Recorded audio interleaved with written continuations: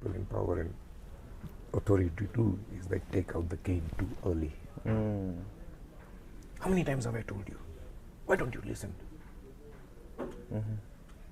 You're stupid. You're lazy.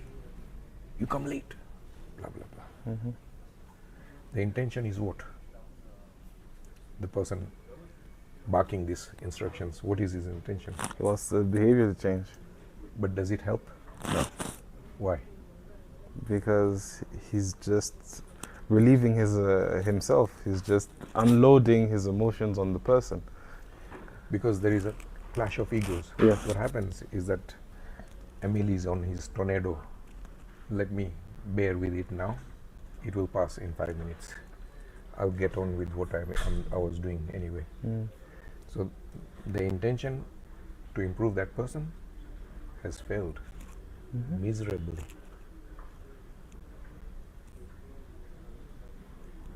Instead, if you catch them doing it right, it doesn't matter even if it is in a small direction. Let's say the guy has a habit of coming 30 minutes late, and the day you see him and make eye contact, he's only 10 minutes late. What are you supposed to do using this skill now? Can you acknowledge the fact that he made this improvement and praise him directionally? Okay, this is how I would do it. You're only 10 minutes late. That's a 20-minute improvement. What message is he getting? He's doing good. He's doing better. What does he want to do more? Yeah. You will find out that you telling him a million times is ineffective, but you say this 10, 12 times, becomes a habit.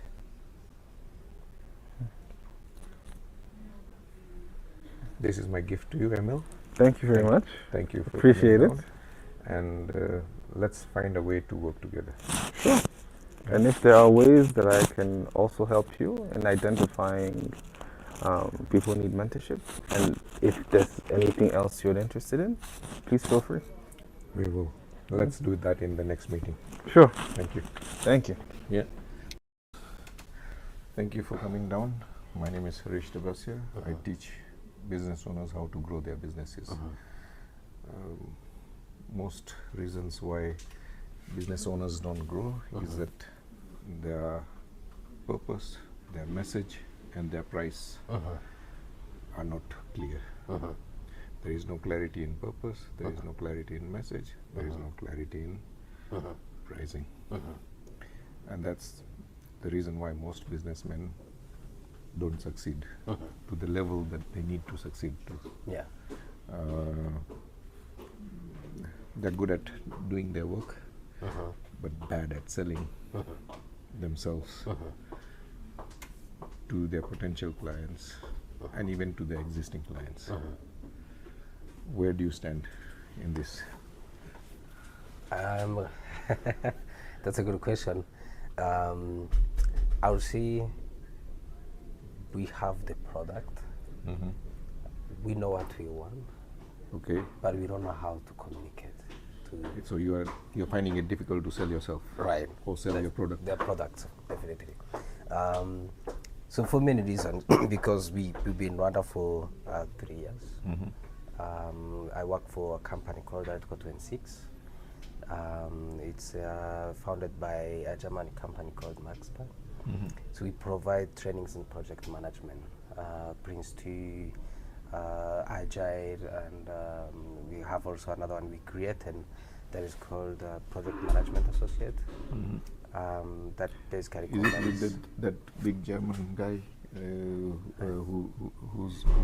used to be a banker? A banker, probably not. Okay. Yeah, it's a different one.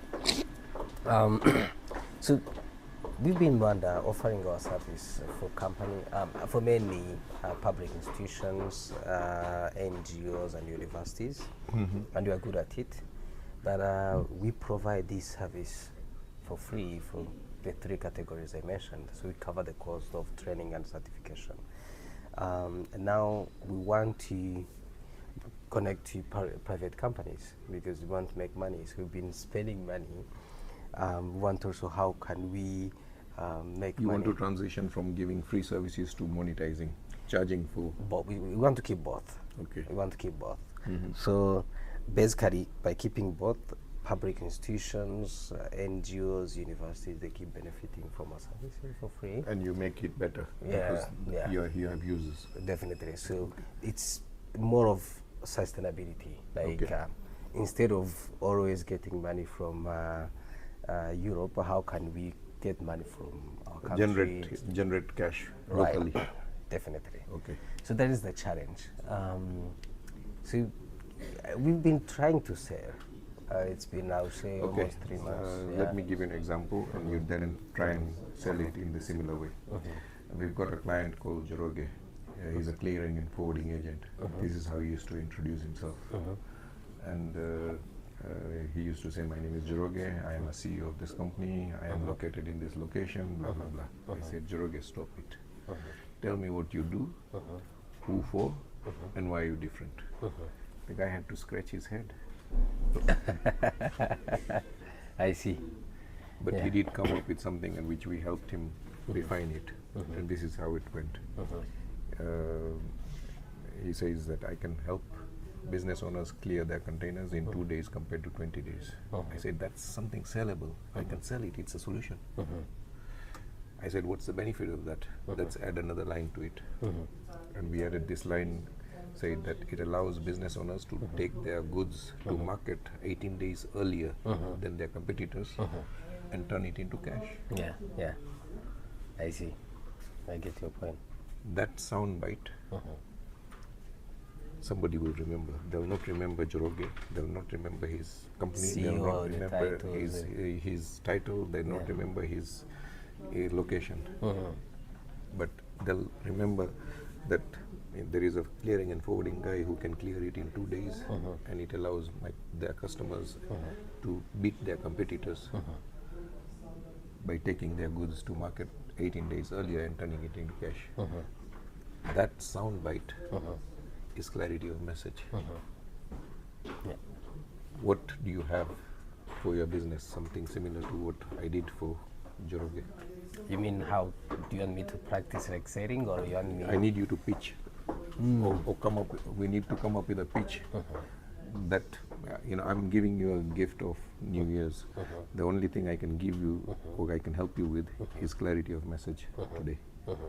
Let's do it together in front of the audience, for your benefit as well as the audience's benefit. Okay.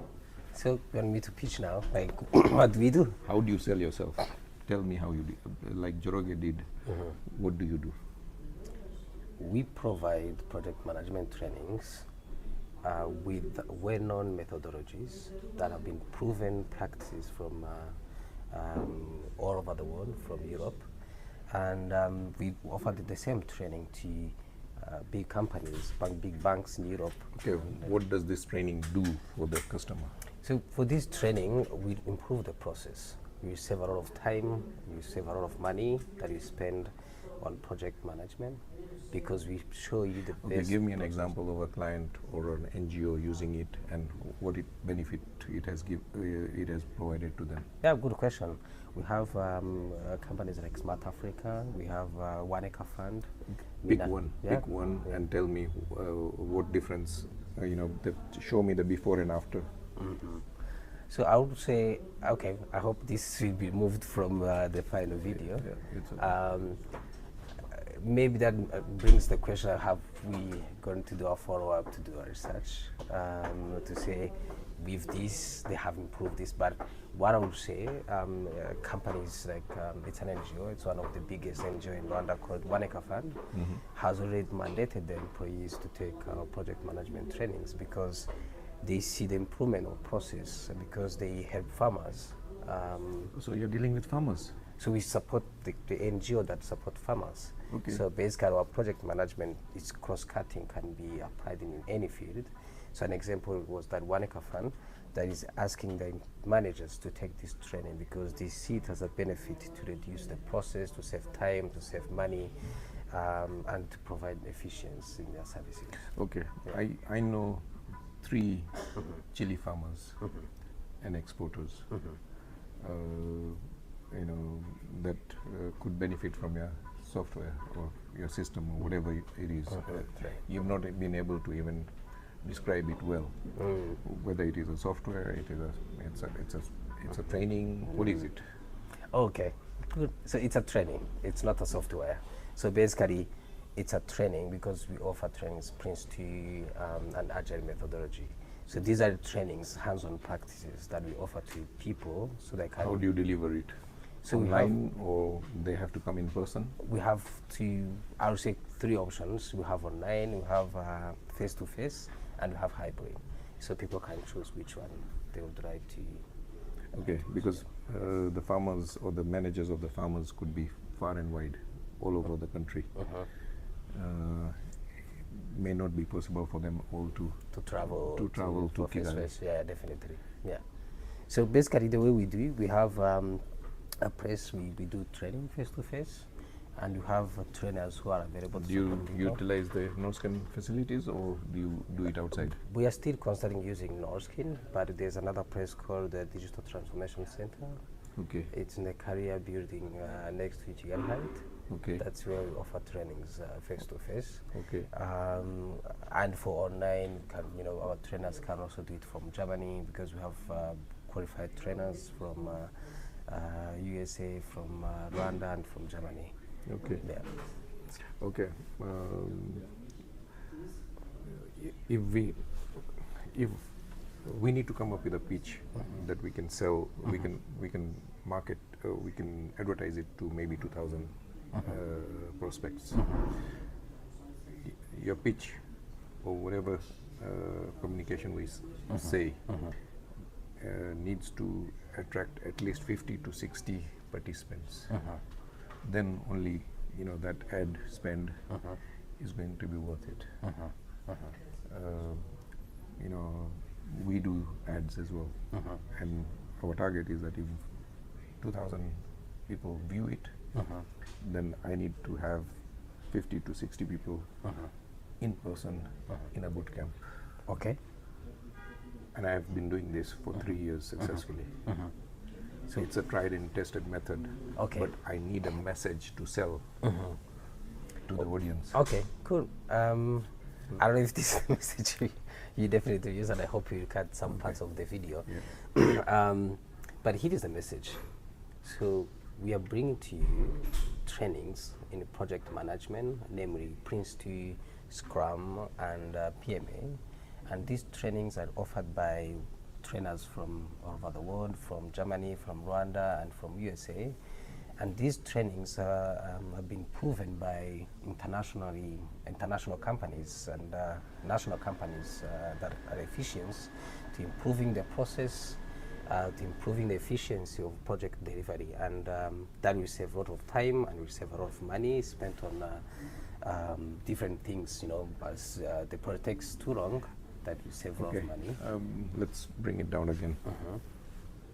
If I am a chili exporter, chili farmer, and I have 20 farm managers, I send them to you. They've been doing what they've been doing. They come to you. When they come, return back to me. How improved will they be? I need to show transformation. I can sell transformation, and you can sell transformation.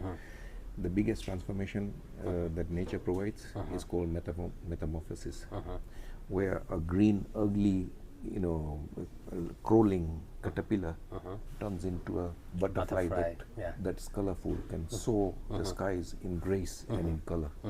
Yeah. Any transformation, if your training is providing transformation, I need evidence of it. Like the caterpillar, the green ugly caterpillar is turning into a butterfly. It is measurable. Yeah. Similarly, these inefficient managers who come to you need to leave like butterflies soaring in the skies. Okay.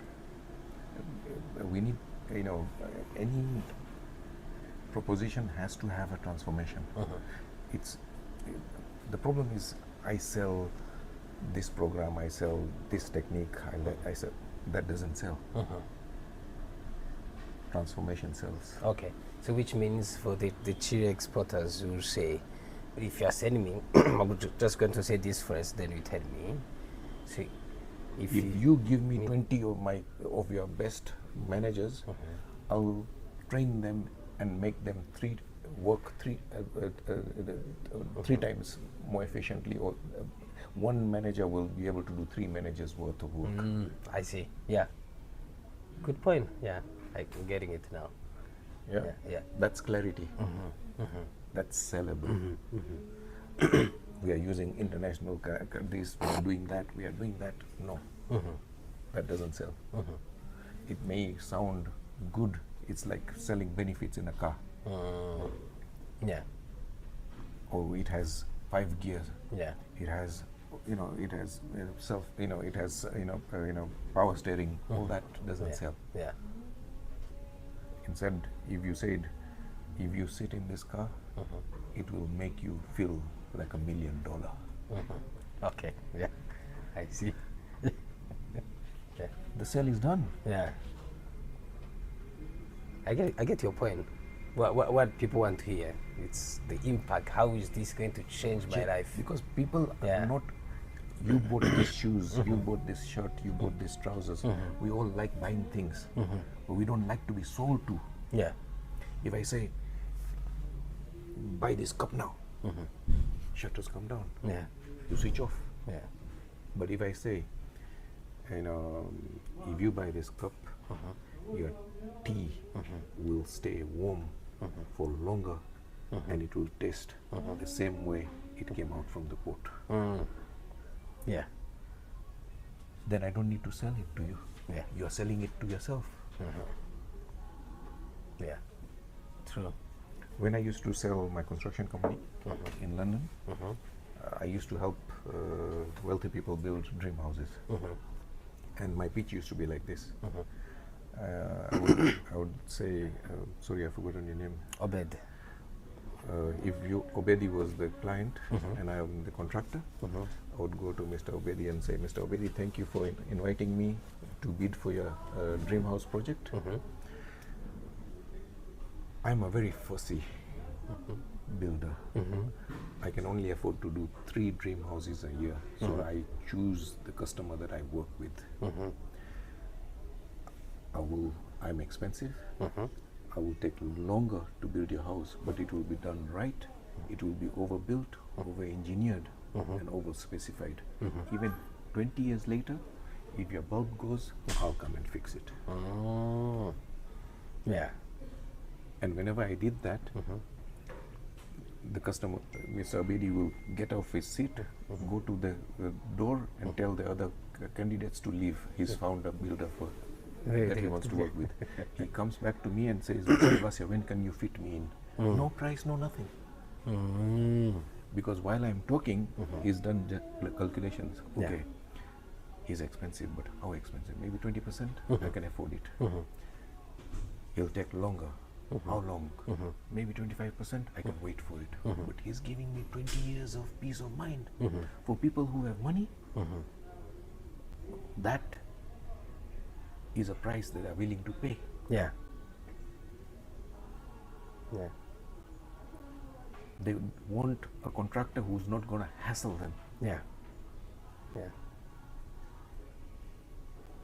So basically, standing on your feet and tell them, this is something that you benefit for 20 years.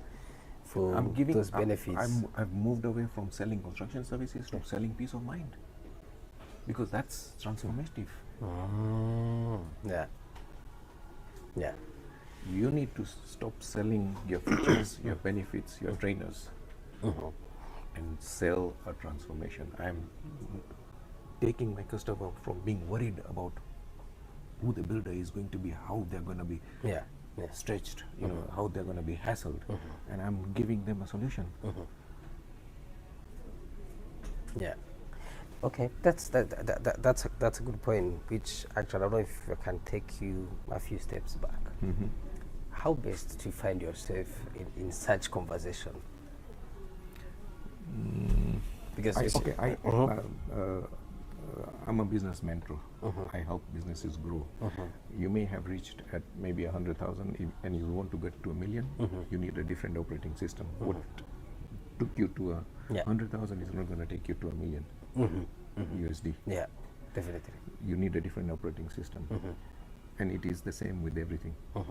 Any business that wants to grow needs to clarify its message, its purpose, and its price. If you do those three things, I can guarantee to double your profits or revenue. You choose one. Which one would you choose? Wait, to double Your revenue or profit, which one would you choose? profit. Okay, but I want you to work on these three things. If you want to double your profit in 1 year, if I don't deliver, you don't pay me. That's Okay. my guarantee. Okay. Okay. Oh, good. And what about the revenue? How will you? You tell me what your revenue is today, and we see what your revenue is in 2 years' time. It's Okay. measurable. Yeah. Okay. Yeah. It's accountable. Yeah. Yeah. I like your strategy. Yeah. Yeah. So, which maybe let me take you another step back. One of the challenge we have now, like right now, we are having this conversation. I think there's a time we met previously, telling me that in the UK, I think it's last year that you came. Yeah. Then now we are finding ourselves here because I saw on the email and so on. How best have you realized that people can meet up? Because here are things we tried so far. I tried to find emails randomly on website, send emails and so on, scheduling meetings. But there are few people. Cold calling, cold emails, cold contacts will not generate sales. It doesn't work anymore. Just knocking on people's doors, they'll tell you get lost. I'm not interested. How best then would you? It doesn't work like that. All business transaction happens once you trust each other. To build that trust, you need to have at least 6 or 7 steps before they buy from you. So they need to see you on LinkedIn, they need to see your YouTube video, they need to see your TikTok account or something. I need to position you as an expert in training. Experts can charge expert prices. You can't. But if I position you as an expert in training, in management training, or whatever training, and we make content on it, this is one content we are making. Okay. So that can be posted on social media, it can be posted on your YouTube channel, it can be posted on many on your emails. But once we clarify your message, you need to keep using it everywhere. Joroge now uses that same message Yeah. everywhere he goes, and he's winning business as a result of it. Is this Joroge your example or just? No, it's a real client. Okay. You met here or? Yeah, over here. Okay. He's Rwanda based. Okay. He's from Kenya, probably. Yes, I could tell. he's Kikuyu. Yeah, I could tell the name is sounds Kenyan. Yeah. He's Kikuyu. Yeah. But he's based here. He's operating here. Okay. But it is that important, clarifying your message. Yeah, we need to book another meeting to clarify the message. But you get the idea. If you want people to stand and notice you, then you need to stand out.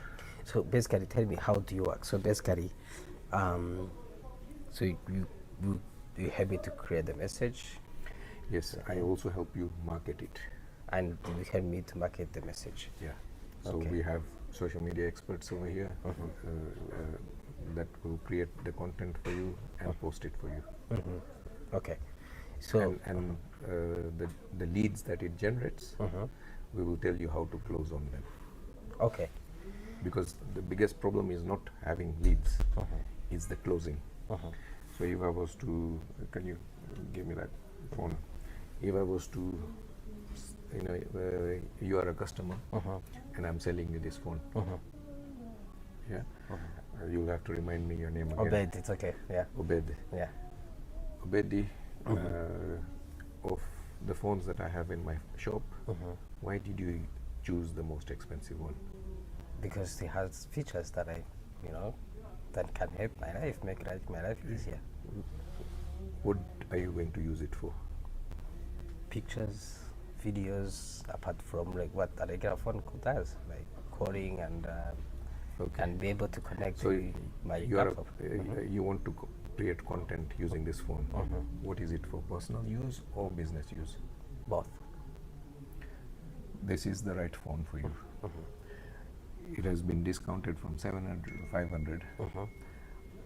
I only have 3 pieces and I have already got 2 customers committed to it. You've come in person in the shop. If you want it, I can give it to you if the price of 500 is acceptable. Can we shake on it? And can I have a credit card now? This is closing. Yeah. Yeah. I see.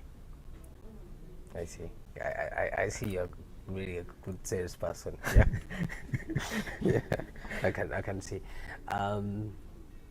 So basically, the way you do, you create the content, you spread the content, and then we help you draft a pitch or a closing deal sort of. so how you can close it, Yeah. so that they've already bought it before they come and see you. All you have to do is shake their hands And say and ask for credit card credit details. card. So you really don't give them time to think otherwise. Contemplate. Yeah. Or else they'll come up with, I need more time, I need to consult my manager, I need to consult my wife. The sale is gone. Yeah. The reason I started with why did you choose the most expensive was deliberate. I also created scarcity. I only have 3 pieces. Yeah. And yet you have a lot of pieces. Yeah. I could, and there already someone had they request them online. Yeah. Creating the illusion of that someone is already. The fear of missing out. Yeah. FOMO. Yeah. I see. And then I've already discounted it. This piece is here. Yeah. You can have it now. Yeah. You have to shake on it now. I see. So Now, if I was to imagine, if we had to work together, how would you benefit? Okay. I sell a mentoring program. So I have to mentor you or the sales team that you hire or you own, because the message needs to be in the whole team, not only the business owner. Most times in small teams, it's the business owner who does most of the sales and marketing. But if you have a big team and you have a sales department or sales team, then I need to train them as well. And it's a subscription based Okay. model. Oh, it's on Moodle? Yeah. Okay. It's Moodle or Moodle? Model. Okay. So which means you pay and Yeah. that's we train your team or you okay. to help you clarify your message, clarify your audience, clarify your price, clarify your purpose. Okay. If we do that, and then we help you also with the marketing of it, and also closing on it, the sales of it, then we become a small part of your operators. Okay. So that we can monitor what is happening and what is not happening. So Because it is in my interest to make sure that I get paid. okay. I don't have to pay the fees that you are paying me back in a year's time. Okay. I see. I think so. So what is your rate?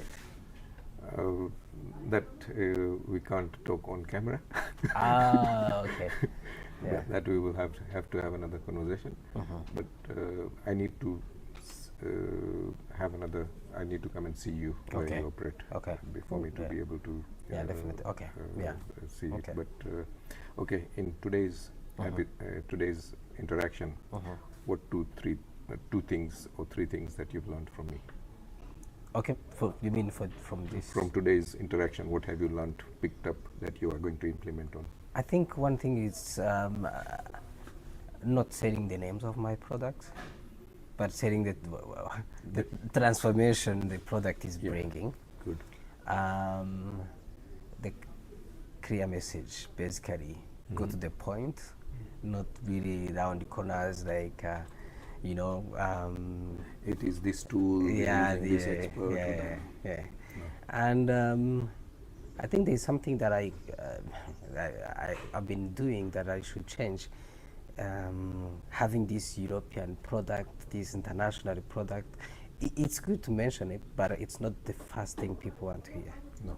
It means that it is expensive. Yeah, Whenever you say it's a European product, yeah, it's expensive.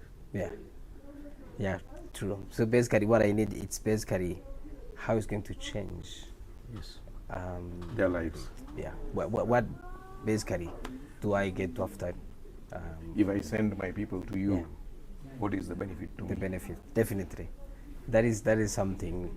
Other things of the qualified trainers That can come later. Later, yeah, it's later stages. Yeah. Once just Once you have the cell. I think it's just you hook someone interested to feel like I want this. Yeah. Yeah. Yeah, it's like when you want to buy a shoes, you're buying it for a purpose. You want to go to a wedding, Yeah. and you want to look good, Yeah. or you want to go to an interview, and you want to impress your prospective employer. Yeah. You have a reason for buying anything. Women buy clothes because they want to look good in a wedding that Yeah. they're going to, Yeah. or a party that they're going to. Yeah. Yeah. True. I see. Yeah, she wants to look Cinderella. And and I, that's what I was going to mention. I think people like examples. Like I remember you mentioned, if I say Cristiano Ronaldo or this star Bought this. bought this shoe, or is using the same phone to create the content. Harish is using the same phone to create the same content that is going viral Yeah. on different. Yeah. I think, that's the things I've got from this conversation. It. Yeah, Let's work together. Yeah. Let's have another meeting. definitely. And I need. Some of the next step is in Germany. Okay. But look how you do it, then you can see how But best. before that, I want you to show me what your product does, what it is, Okay. so that I can understand the transformation is going to generate. Yeah. Because, as I said, before and after is what everything Okay. people are buying. So what I'll do, I think I have your email. Yeah. I can send you some. We have a brochure that I can send to you, and I can send you some emails I've been sending to people. Yeah. And let me look at them. Yeah, definitely. Yeah, because we need to change the wording, the messaging that you are communicating with. Okay. Yeah. Maybe I don't know if you can stop the camera, but In every story, there needs to be a conflict. What's the conflict in Lion King?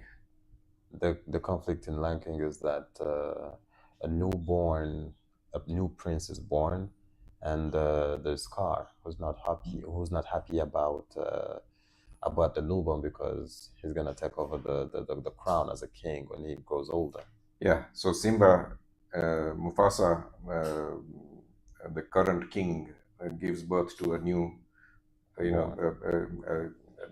the pride gives birth to Simba, who's going to be the future prince, future king. He's announced as the prince.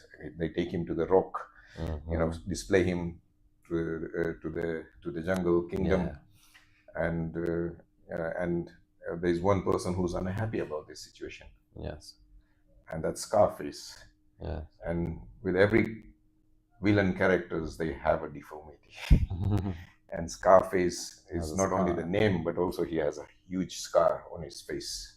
Yes. Yeah, and so and that tension, that jealousy, leads Scarface to plan the downfall of Mufasa Yeah. and Simba. Mufasa tells Simba, "Don't go to the graveyard, the elephant graveyard. Never go there." Yeah. And as soon as you tell a child never go there, that's the first thing that they want to do. They're curious. They're curious. Yeah, and Scarface in the background hears this and says, "Simba, I'll take you there myself. I've been there many times. There is nothing scary. You let me know when you're ready." "Oh, I'm ready now," says Simba. And he takes him to the elephant graveyard. It's a trap. He has his hyena friends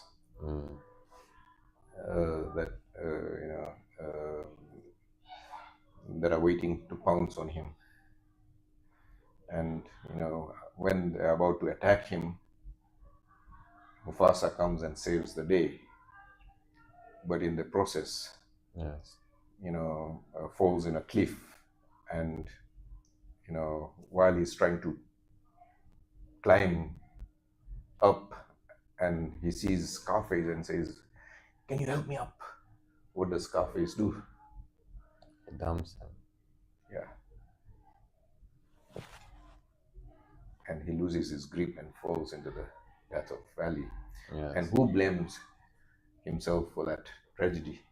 Especially Simba, because he was prevented by his father not to go. Now he went, his father died. Yes. And because of that, he's now disillusioned. Yes. He's in denial.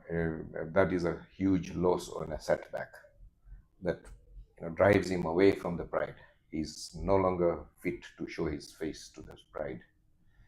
Out of shame, he goes into the wilderness. Yes. Away from the pride. And he's happy with his Pembe friend and the Kasuku friend and all that. He's enjoying himself, and then a catalyst appears in the form of his previous childhood girlfriend, Nala. And they recognize each other, they fall in love, they have a short romance. And Nala then says, "Simba, the pride is starving, the jungle is dying, the kingdom is crumbling. You need to come back. You are the rightful king. Scarface is starved, and his hyena friends are starving the jungle, the pride. We are barely surviving." Yes. And Simba hears this and says, No, I'm happy here. I don't want to be a king. I don't want anything. I don't want to come there." Yeah.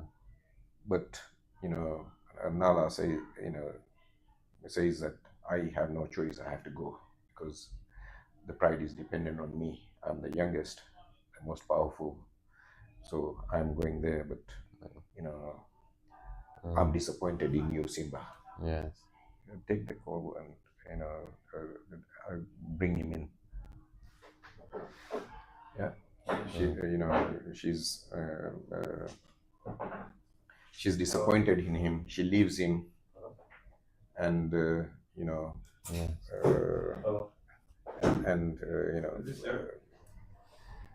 so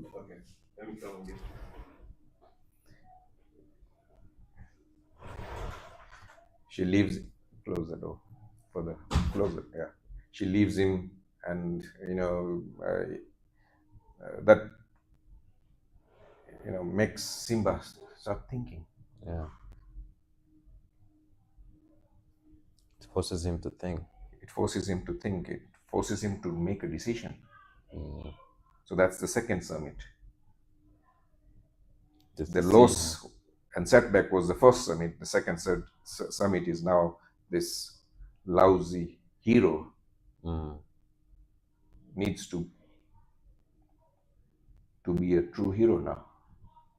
He has to make the decision to go and confront Scarface and his hyena restored, Yeah. And then and he becomes a and the hero. circle of life continues. Yeah. He's Yeah. gonna give birth to a new baby, and then the Yeah. same thing happens again. Yeah. Yes. So again, it's so the win is the third summit. The restoring the pride, restoring the jungle balance, and all that is the third summit. So this is a tri-summit, storytelling formula. Is it something that you can use in your field? Yes, very much, very much. How?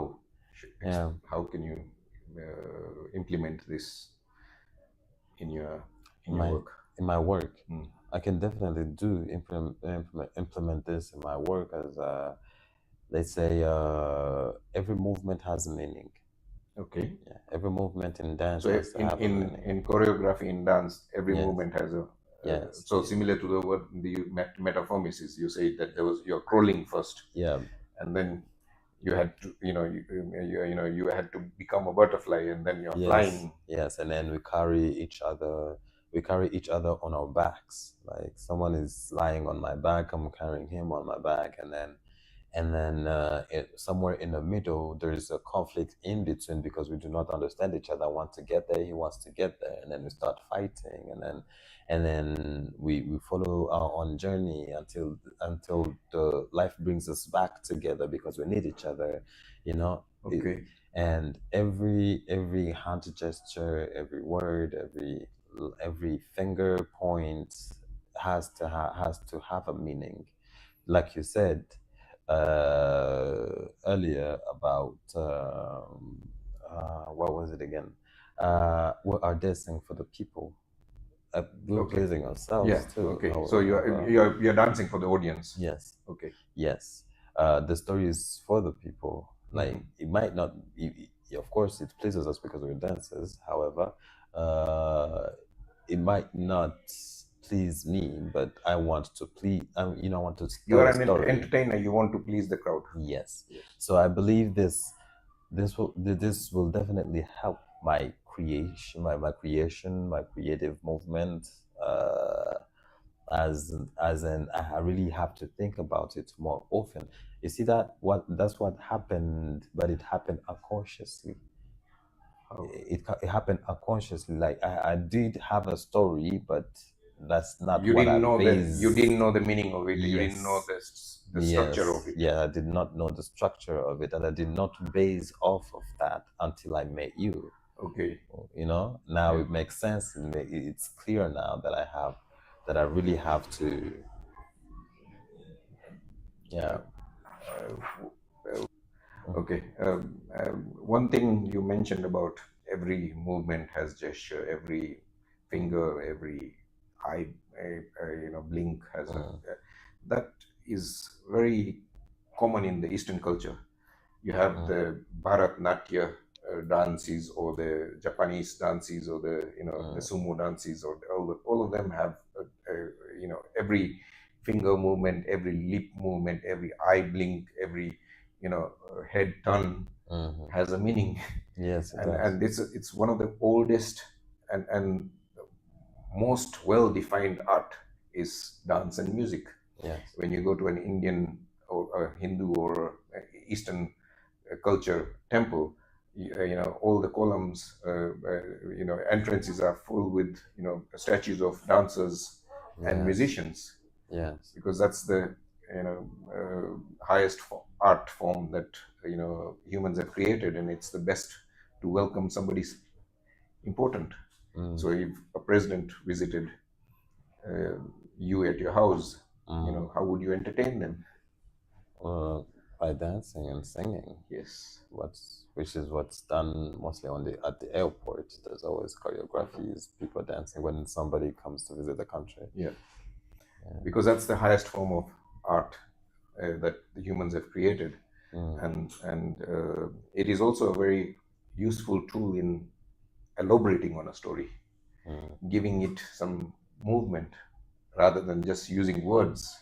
you're also using actions. Actions, yes. You're using movement. You're using music. Yeah. And in movies, music, apart from the moving images, you also have music to enhance the mood, to enhance the fear, the excitement, all these things. And Bollywood has a successful formula of using dance and music within the films. Yes, yes, they do. Yeah, and it's getting popular throughout the world. Not only Indian viewers are watching it, but also rest of East Asia is watching it, as well as Middle East, and now Western countries are also watching Bollywood. Yeah, it's famous now. Yeah. Mm. Okay. I'm glad that I was able to teach you this Price Summit. If you want to go into detail on this Price Summit, then there is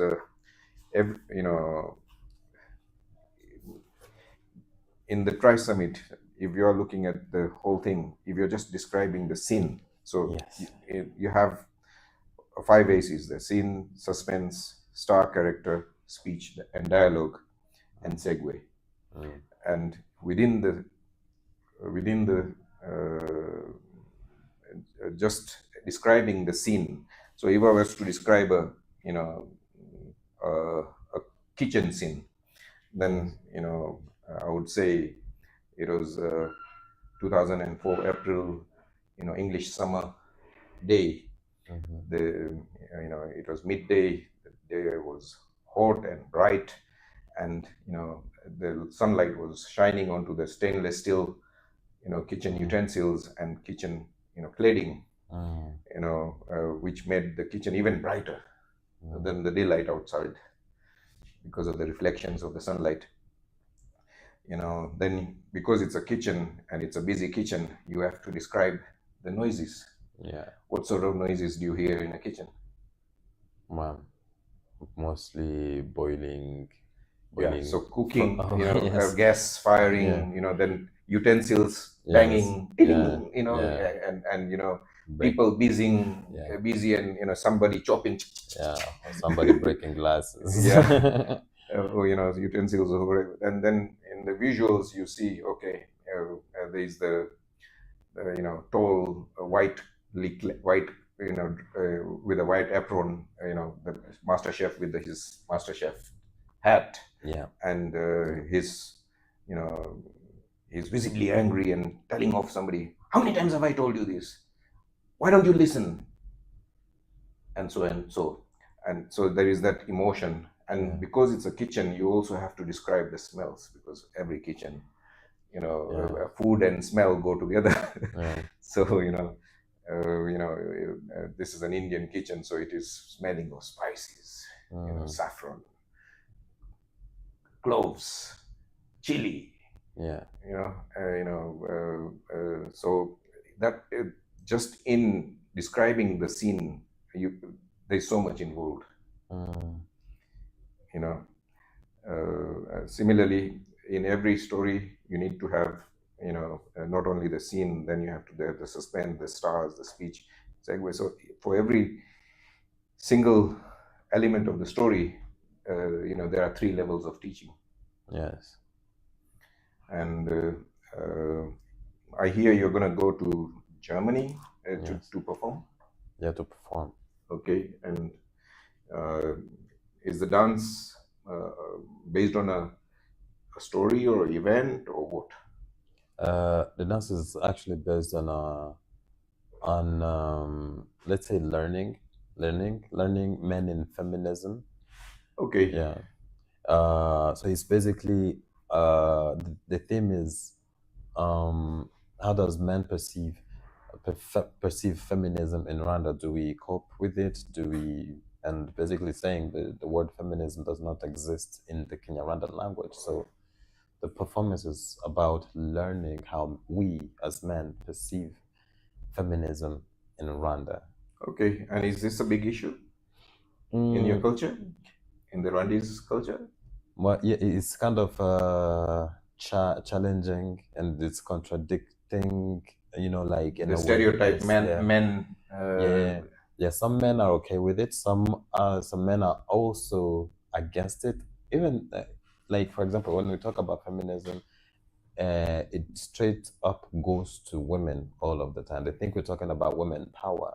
However, I personally think that the dialogue is for men and women, because well, we believe men has power and women are somehow housewives, and sometimes culturally it's we brought up like that, we grew like that, we have seen our mothers at home and cooking meals and stuff, our mothers But I protecting see, the family. I've been living in Rwanda for nearly 2 months now, and I see, women in the workplace as much as men. Is this a problem? Is this a current problem? Because I see more women in the workplace in Rwanda. Your parliament has the highest women representation. Yeah. Women are doing most of the sales in every shop, in every, in every industry. Yeah. Visually, yes. Like if you come and look at how everything is going, yes, it's even on border. I see more women being, being on borders than men. Yeah, the equality is actually being put in action. However, but how does men see that? Are they happy with it? Do they not think the women are taking over? That's okay. So that's there is still the society has to get adjusted to this new reality. Yes. And also, was it there before? I mean, is it being brought by the Westerns, or did we have it before? Are we coping well with it? Me personally, yes, I'm coping well with it. But however, is it disturbing the homes? Is a woman? Does a woman now think that she cannot do certain things at home? Does she think that a man is supposed to do this at home and not do that at home? Does a woman, like, it's all the study that we're doing, and it's going to be projected on stage in Germany for performances. And hopefully, if we come back as well, we'll be performing at Les Pas. It all okay. They acquired all these skills on the streets and then make them excellent workers in USA, in foreign countries. Yeah, foreign country. I heard about it a lot. Yeah. And many companies in USA. Not only that, now that you talking about this immigrants, I went to Sweden just before coming here. Sorry, Norway. Yeah, okay. And in Norway, they have some vending machines for recycling. Okay. And all these immigrants, because they don't have, nobody's giving them jobs, they're just collecting all the rubbish from the streets, the cans, the plastic, and putting in the machine. The machine is giving them money. Okay. Okay, I see. Because the local people don't want to do that. Yeah. These people are going to the beaches, they're going to the, to the shopping malls, they're going to the streets, collecting all this. And they saw opportunities that the local one couldn't see or didn't want to do it. Yeah. Okay. So that is a strong thing that we can make our youngsters to learn about and to train them, spotting opportunities, exploring opportunities, how to leverage those opportunities to make someone successful is trainable. I think you can agree with me on that part because we lived it. Yes. We lived it. Yeah. And I was born in India, came to Nairobi at the age of 9 and went to UK at the age of 25. I've seen, populations working in different ways in all 3 continents. Okay.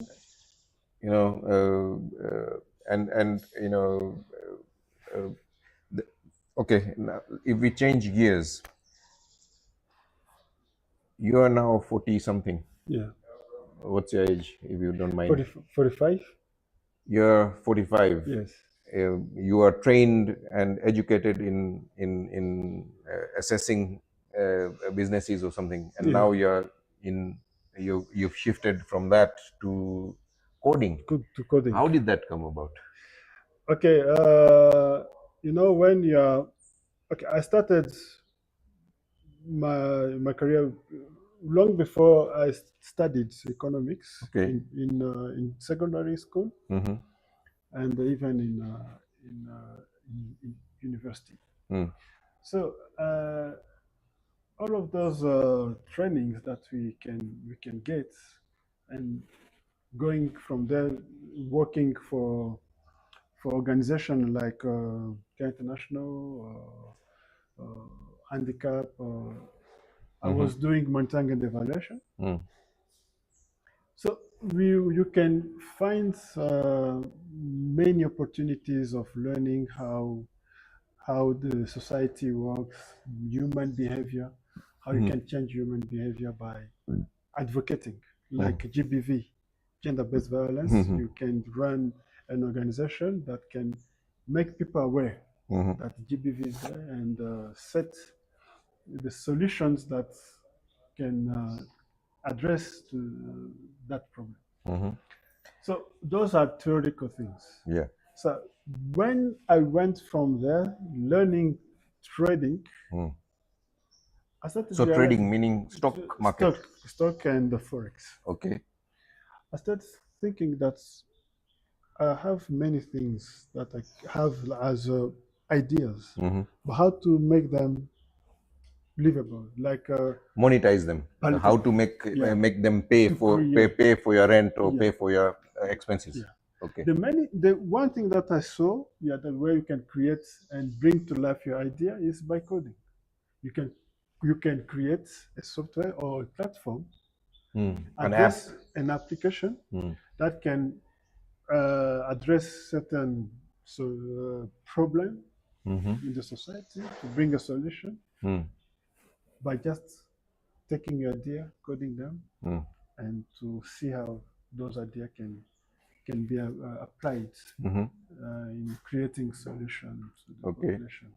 So that's why I'm doing it. I'm Okay. learning by doing it.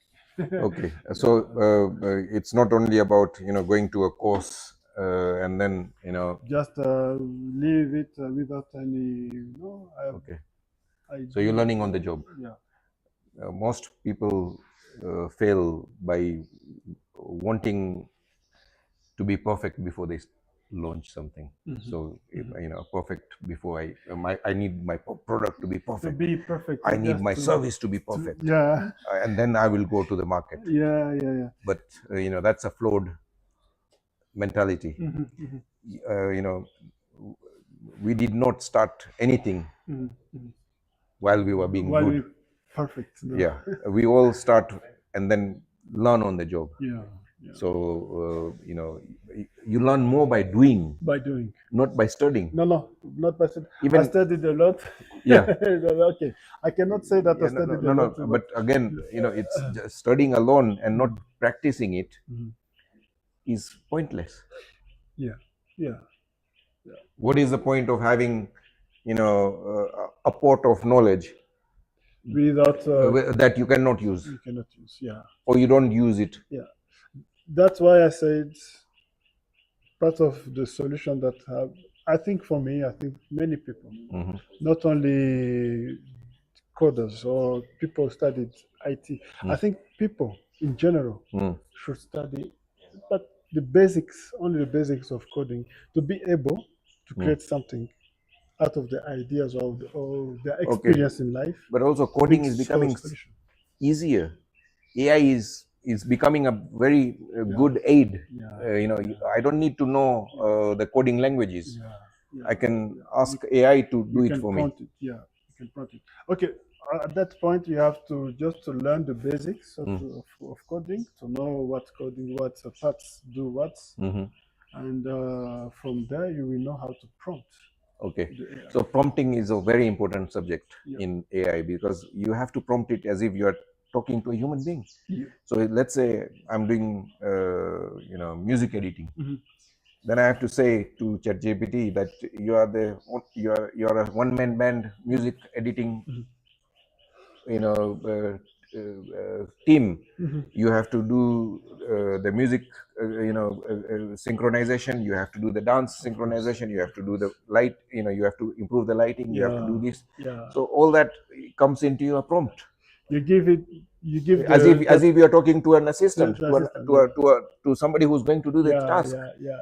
Prior to the prompt, you just place it in that context. Yeah. You create the context, the good context. You give it the whole context, Hmm. and after prompting, you see, Yeah. it will create it for you. Yeah. If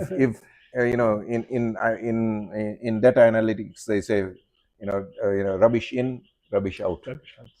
Did you study? Do you have a background in accountancy? Yes. Yeah. I'm not an accountant, but in business you have to know accounts, Okay. because your accountant does your books, Yeah. and then you have to adjust it. Yeah. You have to tell him not like this, like that. Yeah. You said it because it is a Accounting terminology. Okay. Many accountants like to say rubbish in, rubbish out, Okay. garbage in, garbage out. Okay. instead of- Yeah. Okay. Okay.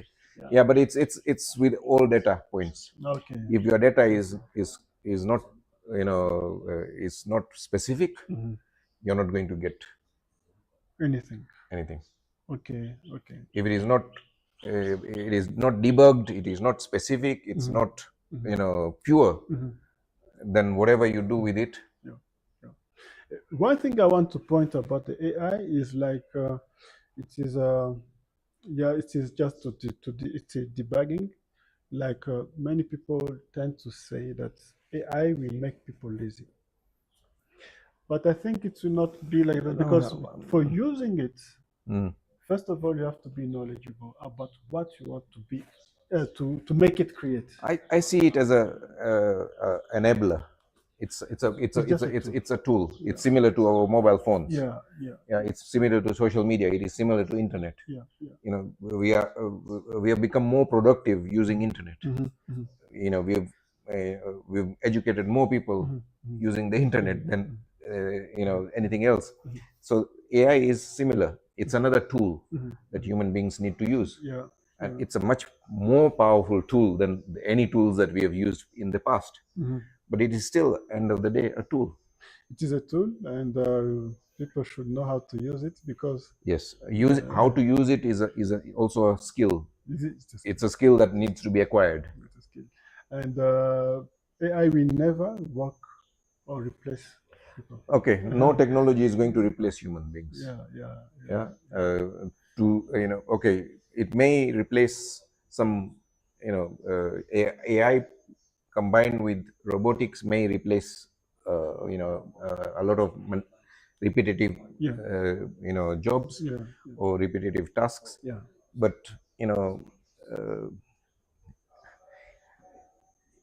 even general AI will not be able to be emotional. It will Never. not. It will not be able to. Okay. To replicate Selling. Convincing people. No.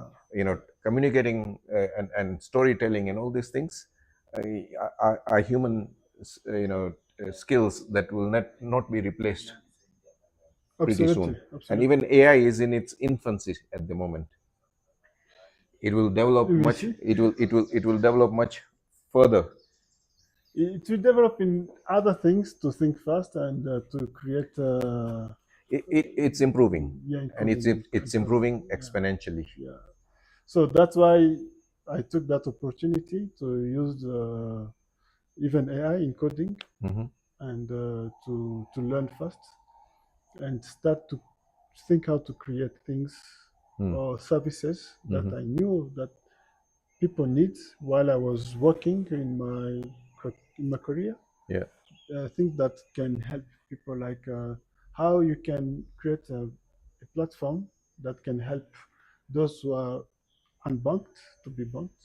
Okay. So, is that an issue in Rwanda? Yeah, it is an issue, and okay, the gap is closing very fast because of this mobile Momo. Okay. Because many people can put and push the money easily Okay.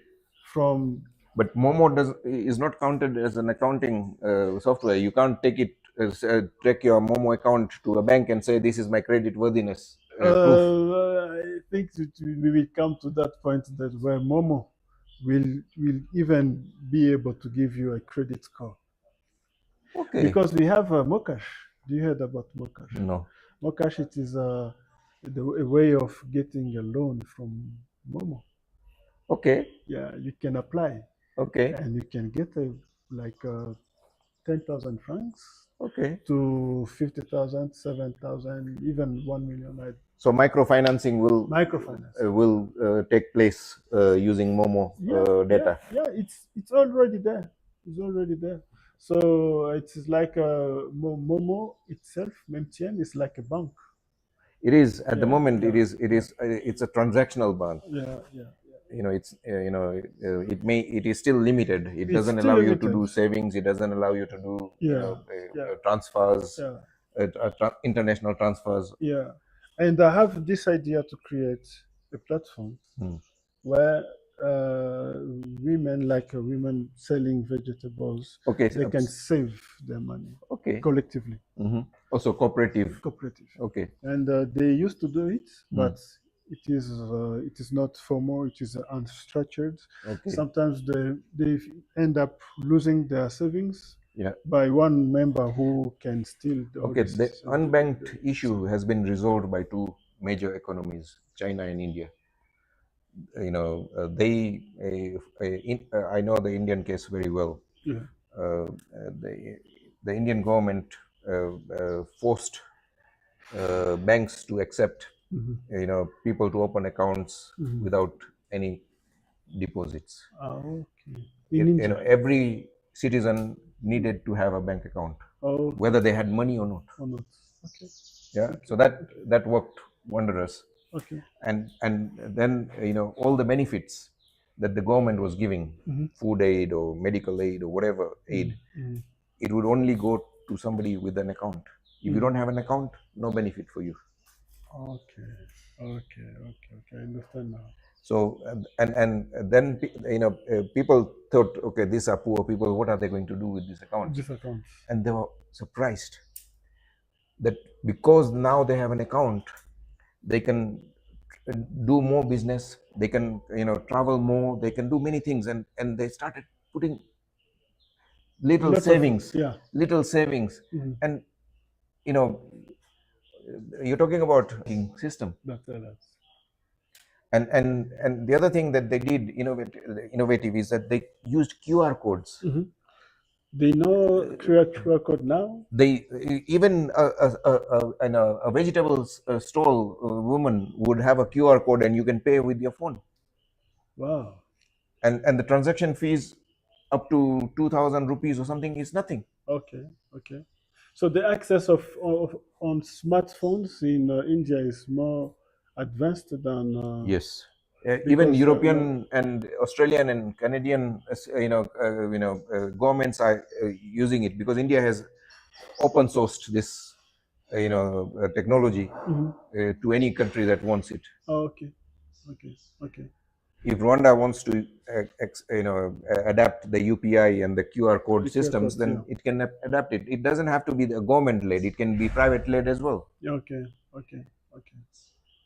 I see it because my platform, what I'm thinking of creating, it is in that sense of making the payments or contribution, that saving contribution, be able to be easy. Like because sometimes you can find someone in the cooperative, someone can have a smartphone and another will have a dumb phone. So the other one we have to push to Momo, like using USSD. It is an old technology, the old way, and there will be a discrepancy of. And Momo is very complex. I used to use Safaricom in Nairobi. And you have to hashtag number blah blah blah and then something and all that. Yeah, that uses it.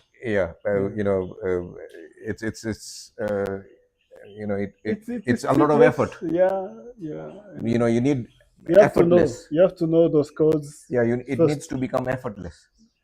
Okay. You need to try, and QR code allows you to do that. because everybody, the adoption of smartphones is going to rise, and Yeah. smartphones are becoming cheaper. Okay. Because it's the technology. Technologies have, a cost curve. Declining cost curves. Mhm. Wright's law says that every doubling of production equates to 25% reduction in Yeah. cost. Yes. Yes. Yes. Okay, let's. Uh, okay, now you be the client. the client, and I'll be the salesman. Yeah. Yeah. Okay. Yeah. And Yeah. Mr. Kamara, Yeah. I'm glad that you checked the car out on Yeah. the website, and you've made the effort to come down here. Yeah.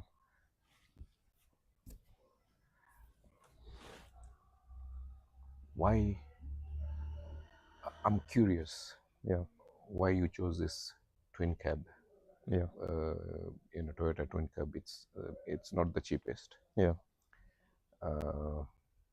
and it's what what are you going to use it for, and why this particular car? I happen to be in construction, and I have many sites across the country, so it's easier for me to carry equipment and materials that I'll use to sites. Okay, with and it can also carry 5 people as well. Yeah. So you're gonna use it for family as well as for work. Yeah. Okay. And why this model? Why this car? I happen to like Toyotas because they are much reliable. They are strong. They last a long time. That's Yes, why I but went for the they are Toyota. virtually indestructible. Yeah. Yeah. Okay. And okay, you're using it for both business and for family. Family. Yeah. Uh, Kevin, since you've shown an interest in this car, Mm. I've had 3 more clients, Mm. but you're the first one to turn up in person. Yeah. So there's a queue of 3 people. Yeah. Why should I sell this car to you and not the other 2? I mean, I arrived here first, so it's I either. appreciate it. I appreciate it. Yeah. And but I, okay. What should I? What can you do for me to allow you to jump the queue? I can pay now, if. Okay. Yeah. I hope you're not gonna ask me discounts. But because we are friends and I arrived early, could you do something for me? A small discount? I'm glad that you use the word small. Yeah. You're serious. It shows me you're serious in buying this, and you're serious to jump the queue. Yeah. Okay. I cannot do a discount on the price, but I can give you a full tank, so that you'll get 500 miles complimentary of Yeah. Mr. Dabasia. Yeah. The full tank will give you 500 miles. Free of charge? Yes. No. I'll make sure that when you receive your vehicle, Yeah. the tank is full. Yeah. It holds 80 liters, and it will be full. Yeah. That's the best I can do. Yeah. I'll take that. Can we shake on it? Yeah, shake on it. Yeah. Yeah. Yeah. So this was, because we are doing role play, and there is a good way of selling and a bad way of selling a car. Yeah. And because you've taught me what was a good way, and I've Yeah. taught you what is my good way. Is there something that you can learn or implement from what we just did? Yeah. What did I do I mean, different from what you do? I usually approach that matter with trying to reduce the price, but you didn't reduce the price. You shifted the conversation from trying to give him a small discount, although he came early and came before everyone else, and he put in effort to try and skip the queue. And you didn't go it by reducing. You didn't go about it by reducing price, but Yeah, giving I him made benefits. him I made him feel important by allowing him to jump a queue, Yeah. but on a condition. Yeah. Yeah, if I do something for you, you Yeah. do something for me. Yeah, Yeah. and we also created scarcity Yeah. and urgency by Yeah. telling him, okay, now you are here. There are 3 people waiting Yeah. in the queue. If you want to jump the queue, what can you do for me? Yeah.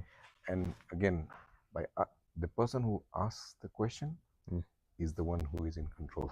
Yeah. Yeah, in a sales conversation, the person who's asking the question Yeah.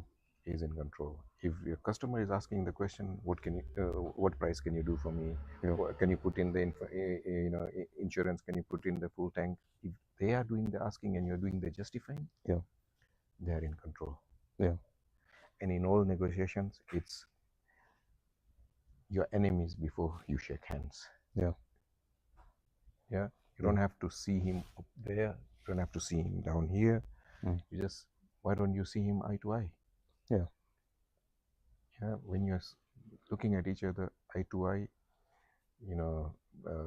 you can read the person's body language. Yeah. I can, from your body language, I can see whether you're keen, Yeah. how interested you are in. Yeah. And the reason why I asked you, what are you using it for? Yeah.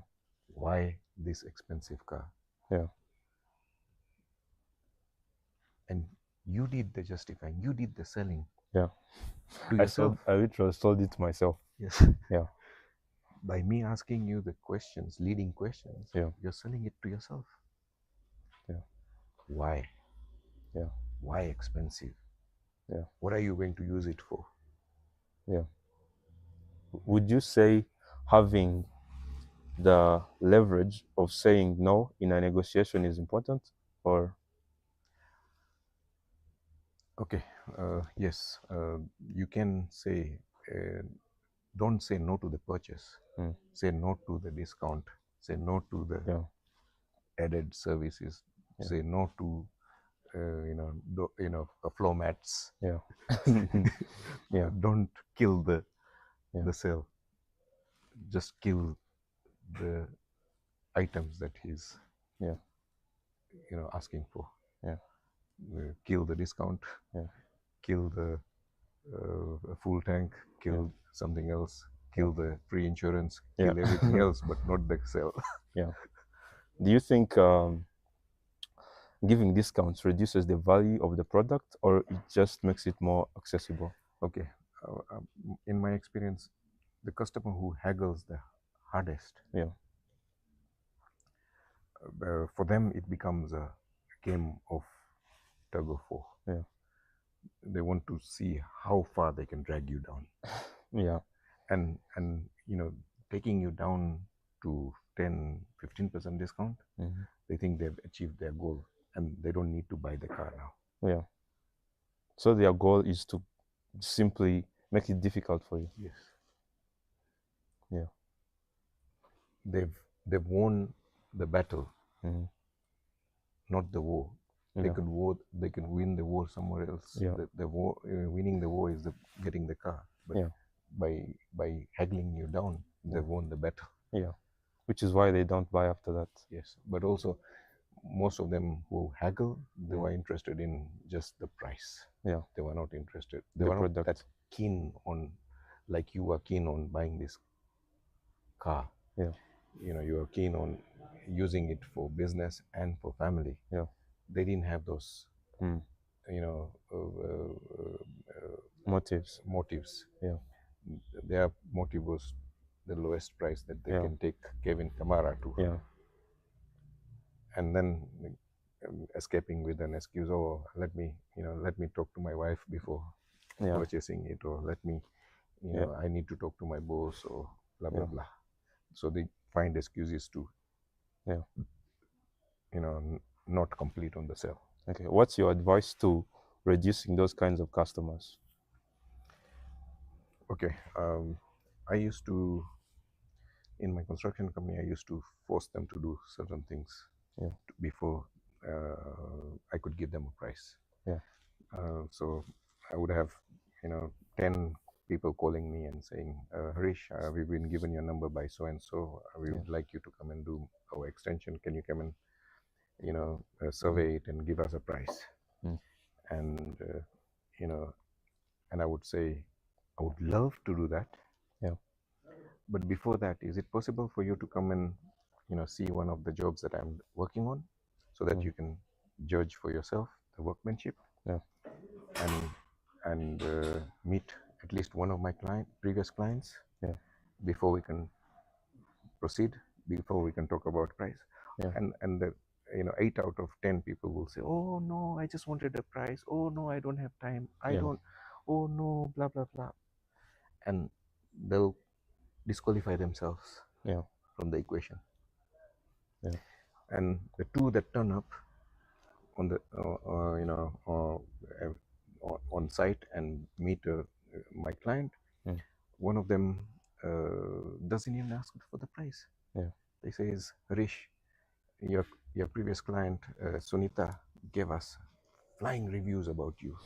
She liked the way that you put that additional roof light that wasn't part of the contract, and you didn't charge them for it.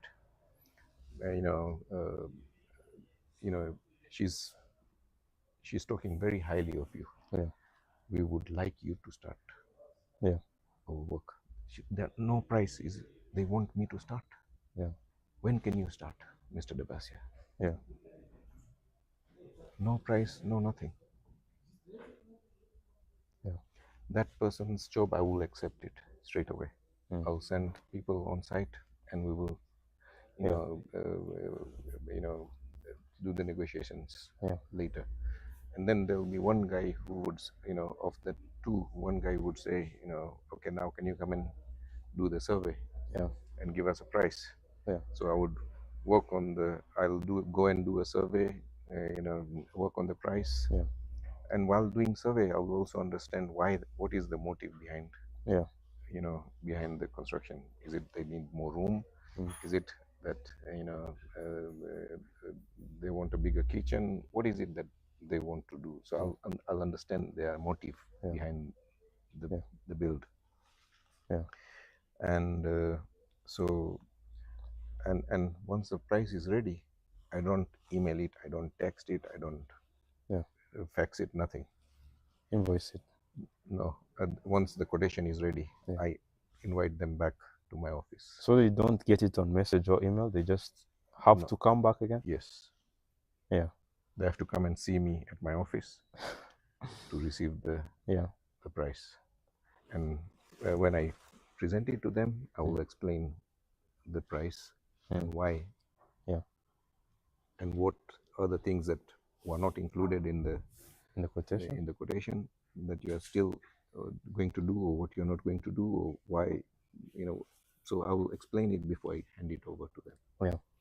And when I'm handing it over, I'll have eye contact with that person and say, now that I've explained the price to you, you've now received it.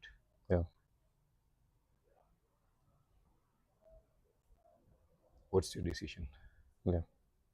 I'll be straight. What's your decision? Oh, Harish, this price is too high. Blah, blah, blah. I would not argue. But in most cases, 50% of the times, when I ask this question, what do you think of it? It will be a thumbs up. We like the price. We like that your previous clients gave you access to the property. They've spoken ravingly about you. And yes, let's do it. When can you start? So 50, from 2 people that arrive on site and meet my clients, I get 1.5 jobs. And that was the best thing I did. I created a filter system to avoid time wasters, people who just wanted a price. And is there something that you can do in your car salesman like this? I did this for the construction industry. Is there something similar can you set up a system similar to this with your car salesman, Yes. your, your Yeah. car dealership? Yeah. So they're supposed to, you need to give them a call and say, okay, can you talk to my previous client, Yeah. Jacob, so and so. Yeah. He bought a pickup like you, that you're interested. Yeah. Get his feedback before we can discuss price. Yeah. Why do you think it's important to do that? It creates a more trust, and it moves the focus from the price to more about the value they are getting. True. Yeah. Yeah. If your customers are, are willing to talk about you, then they're definitely happy about the sale. Yeah. The purchase. Yeah. And they like you as a salesman. Yeah. And so that validates you as a profession. Yeah. As a professional person. Yeah. And it makes the sale much easier. Mm. And once they do that, yeah, they will definitely come to you. That lead is now qualified lead. Yeah. People phoning you and sending you messages, they're unqualified leads. Yeah. How important is doing after sales services for clients, especially like giving them? Most people give gifts like sweaters, hats. What do you think about experiences like taking your clients to tennis courts? Okay, I think once the sale is done, you want to build friendship with that customer. And giving them hats or jumpers is not going to do that. Yeah, it doesn't. It doesn't. It doesn't. Make connections. It makes them feel good that they've got something, but it's not. You want repeat business. You want repeat clients. You want your clients to become your friends, and not only friends. They need to become your fans. They need to start marketing you. Okay, it's a very good question. That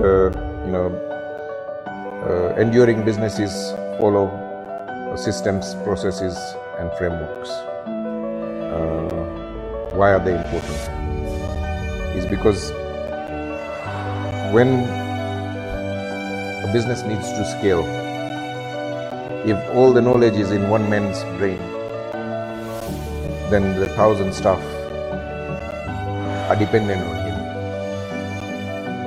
And can one man be able to attend to 1,000 people? He can't. What he has in his brain, he needs to put it on paper.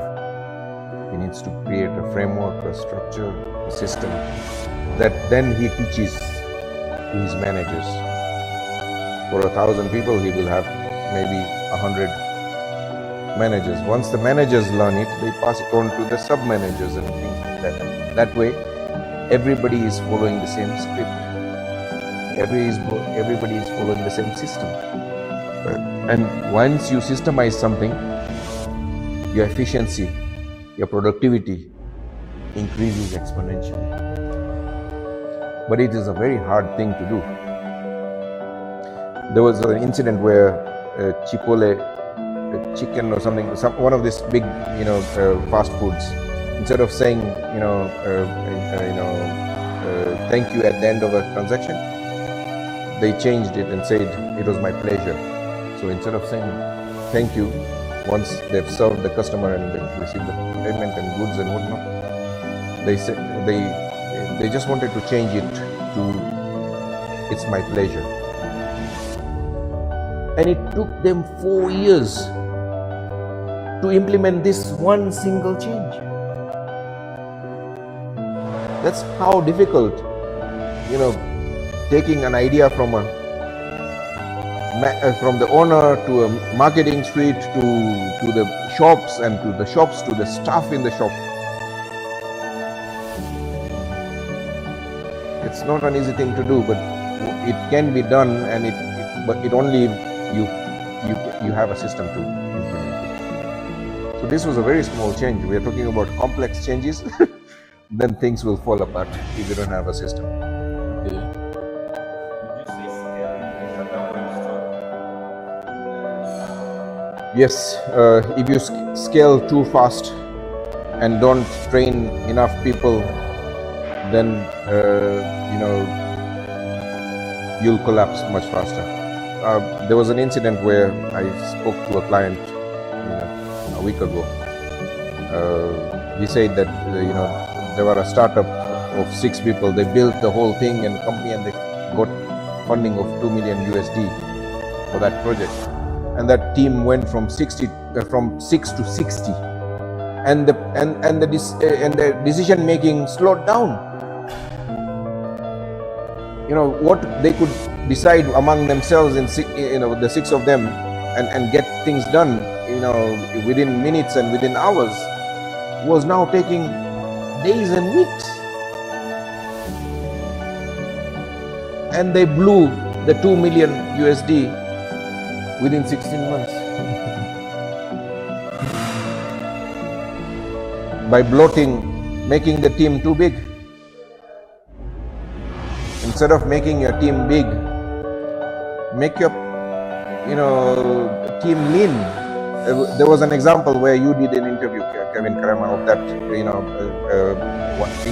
Caucasian gentleman who went from 8 staff to 3 using AI. Sure. Yes. He reduced his staff count from a team of 8 to 3 and replaced the 5 people with AI. His turnover and his profit doubled. So your advice would be, instead of scaling into more people, scale into investing that money in AI? Into technology, it's easier to it's much harder to teach and train people.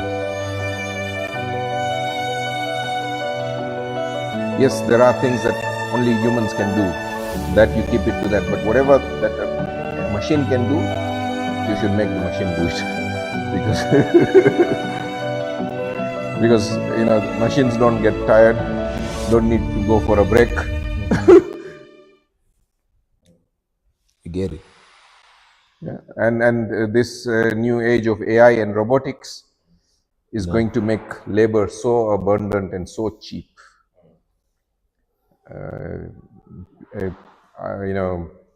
It's going to turn the current economic model upside down,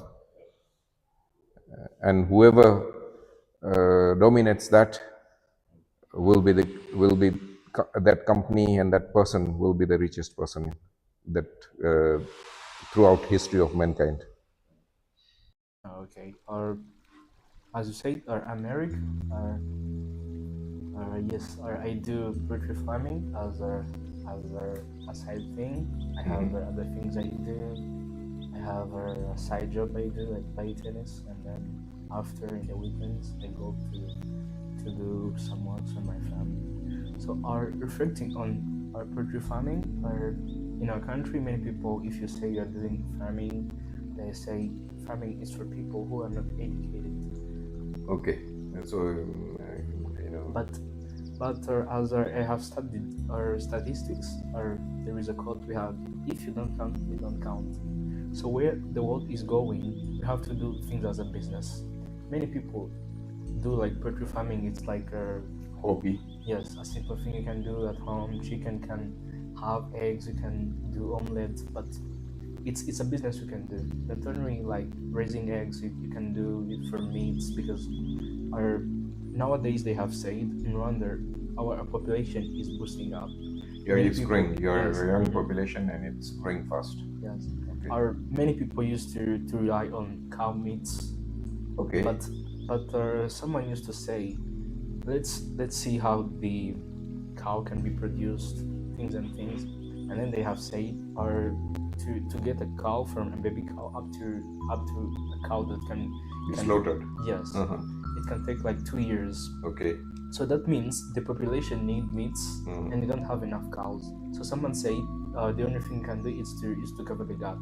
But to cover the gap, we have to implement other stuff to eat. Okay. There is chicken, there is fish, but let me focus on chickens. So chickens we can do our broilers for meats, and in 42 days you can have like our From a from chick brooding, yes, from a chick to being taken to a slaughterhouse in 42 yes, days. yes, 42 days, Okay. because our due to the feeding and everything they do for the chicken, it have like the average weight, it have like 1.7 kgs. Okay. And that's a perfect Okay. one to do in the market. Uh-huh.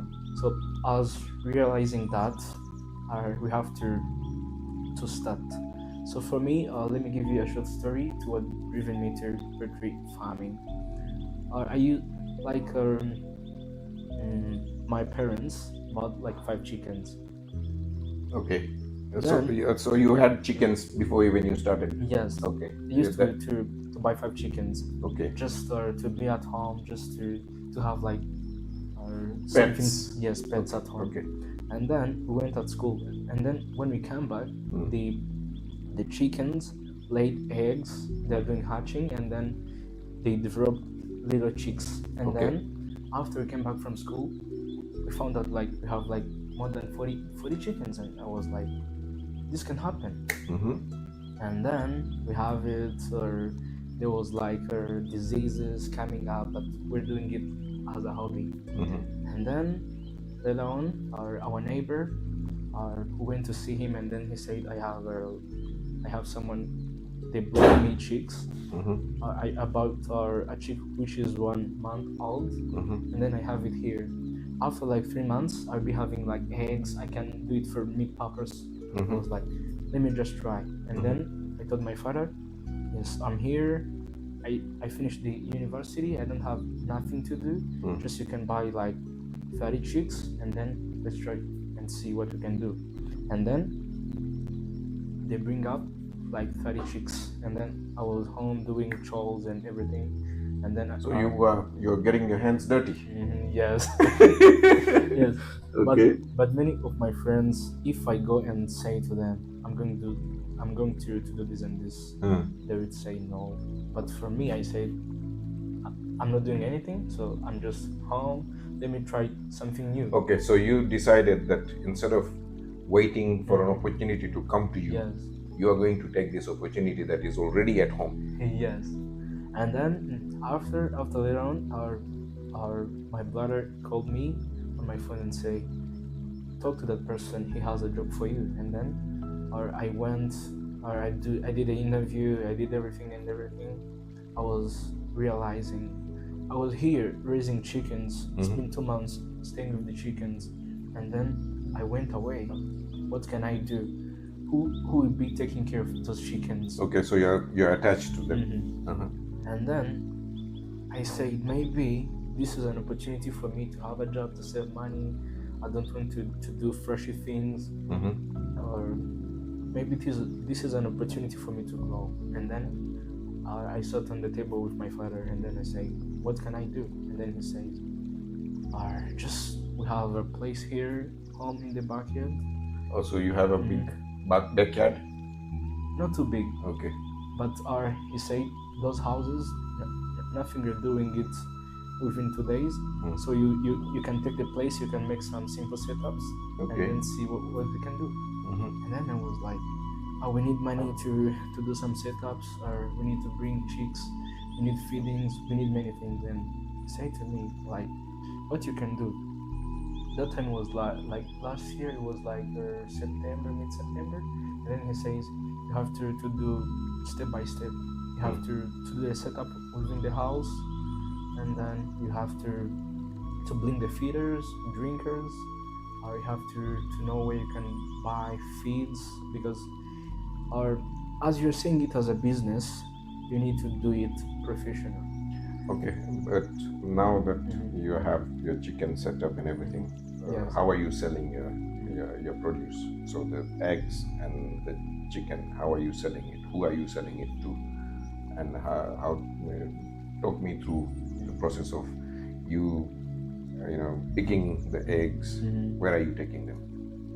My eggs are, my mom has like a simple shop, Okay, so there is a family shop that sells this eggs. Okay. Yes, it's because I'm starting up. I cannot do everything on my own, so they have to Okay. help me. Mm-hmm. So there was a shop before, or she Yes. has created just for this eggs? No, there was a shop before. Okay. She had a shop. Okay. So she's, she used to sell. She sells grocery. Or what does she sell? Groceries. Okay. So this egg is something that she was buying from outside. Now she's using your eggs. Yes, that's Okay. it. That's it. That's it. Okay. And what about the meat? What about the meat? So it depends because I have yes, I have the chickens that lay eggs, and then I have the others for meats. So sometimes for meats, my neighbors come and hit me and say, "Or can you give me a chicken?" Okay, so you sell them live. Yeah. Okay, and people do their slaughtering. Yes. It Okay. depends. If you want, I have a guy who Okay. can do it for you, and then you can Okay. take it. Okay. Now, okay. Is there a way you can, you are an IT literate person. Mhm. You are an educated man. Mhm. Is there a way you can, document what you do to create a personal brand around poultry farming? Yes, I can do that. And share you going to pick the eggs. Mhm. Take a video, just press the red button, put a camera somewhere, start recording it.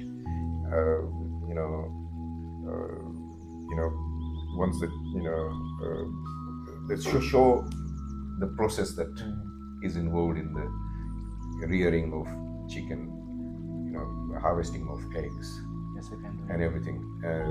And the reason why we are saying this is because instead of being dependent on wholesale values, Yes. or you could create a personal brand, and and using your personal brand, you could approach customers directly, remove the middleman, Yes. and charge premium prices for a premium produce. Yes. That way, and we could all add another business model onto it, and that is, you teach other people Mhm. how to do it. Yes. Because there are lots of people who want to go into poultry farming. They've been dreaming about it, but they don't know the steps. Mhm. You can show them the steps. Mhm. You don't have to be a genius. You just need to be, a year, 2 years ahead of them, Mhm. and tell them what difficulties you faced in your journey, what they can avoid, how they can avoid it. If there is a feed issue, or is there a their chickens are not growing, or they're not laying eggs, or whatever Mhm. industry problems you are having. Yes. You start sharing that, how you dealt with it, how they can deal with it, Mhm. and that way and once you do that, you can charge for the teaching. Mhm. You're comfortable with Zoom calls, you're Yes. comfortable with recording, you're comfortable with maybe you may have to learn how to edit your videos or whatever, Yes. but posting it on social media, you're consuming social media anyway every day, so you're creating a social media brand, social media awareness campaign on your industry, how other people could Yes. benefit from your experience. And I believe eventually that will supersede your income from your poultry. Your poultry will become a byproduct, Yes. and teaching will Yeah. become the main product. And because of your education background, because of your IT background, I think you can do this much better than most people are doing it. Yes, I can. And there must be some, poultry related poultry champions around the world. Yes. Learn from them. You're not going to create a new wheel. You're just going to copy it and give it an African context. So AI prompting, it's not about the results. It's about what are you going to give before the result. So for example, I want to make sure that someone will accept my offer. Okay. So before making that prompt in the AI, it's better to understand what will be the key in my prompt. First of all, it's offer related to, for example, you want to compete. Let's take an example, small one. You have a tender. You want to compete with this tender and won the tender. So the tender is about supplying computers anywhere. Yeah. So the first thing is to know the description of that tender. And also, if, for example, it's about a tender of 15 computers, it's better to mention in your prompt, the tender will be with 15 computers. One computer will be having like A printer, a modem, Yes. all the accessories that Yes. will go with the computer. yes, and also the price. Okay. You remember to mention the price in your prompt. This will help AI or ChatGPT or Copilot to give you the good result. Okay. And also the mistake we make, most of us, it's to just say, ChatGPT, give me five examples of a business plan, for example. Okay. The ChatGPT cannot know What is the business plan. The business plan is for which industry, which or which industry, business, which business. and what is the business model behind it. Yes, of course. But when you say, please, ChatGPT, I have been working on this project, and I need to get a business plan of this project.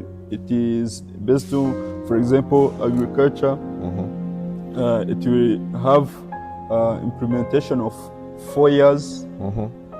The project will be based on this location, and the total cost will be this. ChatGPT will give you, or any AI tool will give you the good structured business plan. Okay. So on my side, I think that will be the good way. So just in simple way, it's just to think, what are you going to ask? And what is the information, the key one, the key information I'm going to ask this AI tool.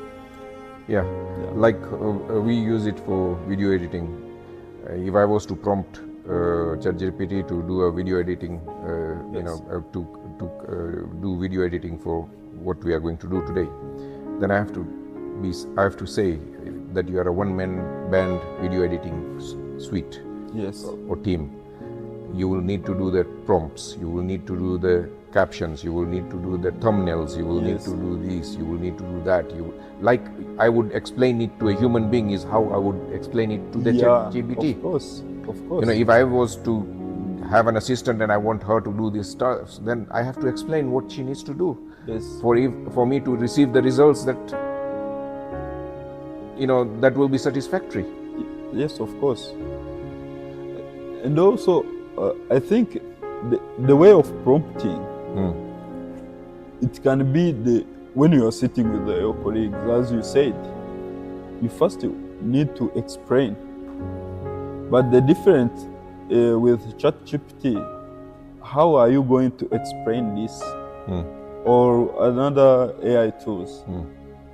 Is these things very good or is bad?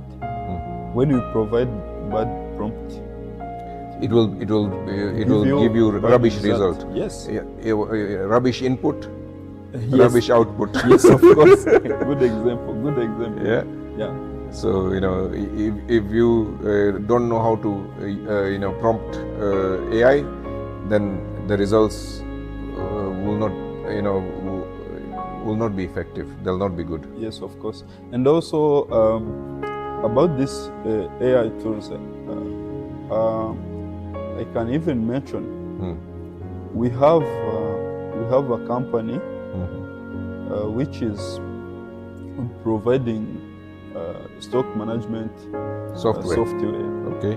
And you want to use AI in that? Yes. Okay. We have already implemented AI in that. Okay. So, as you know, it's like a POS. That software, it's like POS. Okay. So the software can suggest you, okay, you have this stock. For example, 5 iPhone 13 in your stock. And you have another iPhone 15, or you have Samsung in your stock. So this AI will suggest you, basing on the sales, you have 50% remaining in your stock of iPhone 13. Because it has previous Yes. data, okay, last month you sold 50 units. Yes, of and course. now you only have 5 in stock, so you Yes. need to order more. Yes. It's like not in-app notification. It will give Okay. you in-app notification. For this product, you have 50% remaining in your stock. And this is the favorite or trending product. This has sold more. Yes. This is a hot And selling also, item. if you have a big company, you can even track in your employers who is the best performing. Okay, so it can also track who is Yes. selling more Yes. and who is not, or who is Selling. performing and who Yes. is not performing. Yes, of course. Okay. And also try to predict what will be the stock for next month. For example, we try to build something that can be small and easy to use, but with a good AI Backbone. yes, backbone. Thank you. I've forgotten your name. Dallas. Okay. Thank you, Dallas, for coming down. Thank you for hosting me here. Yeah, and this is our second meeting. We discussed a number of things in the first meeting. I want you to tell me 2 things that you learned from me and have implemented on. Yeah, thank you very much. I really appreciate from bottom of my heart. According to the previous conversation we had, have gotten very big 3 big idea from it and good approach from it.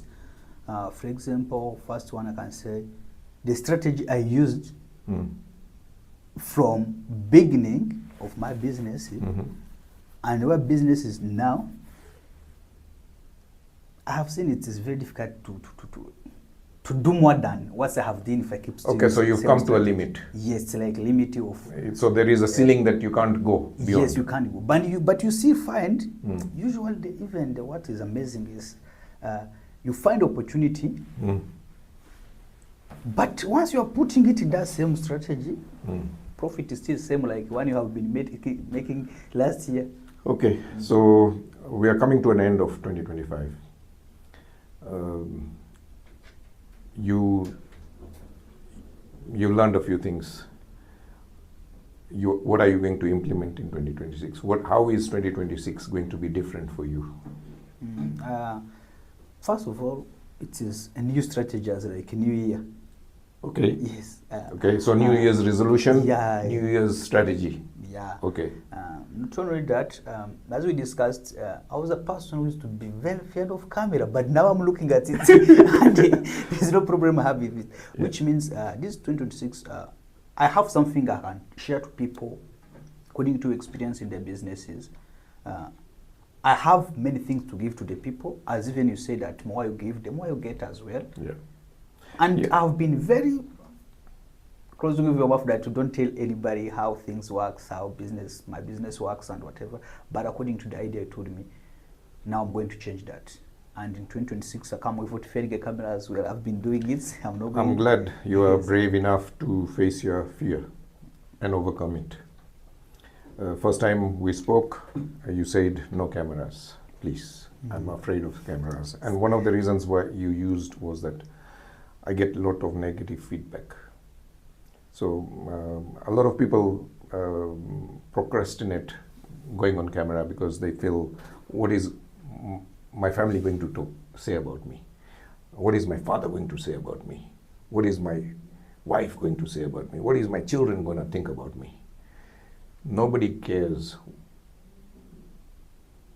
And as long as you're making money, they'll all think good about it.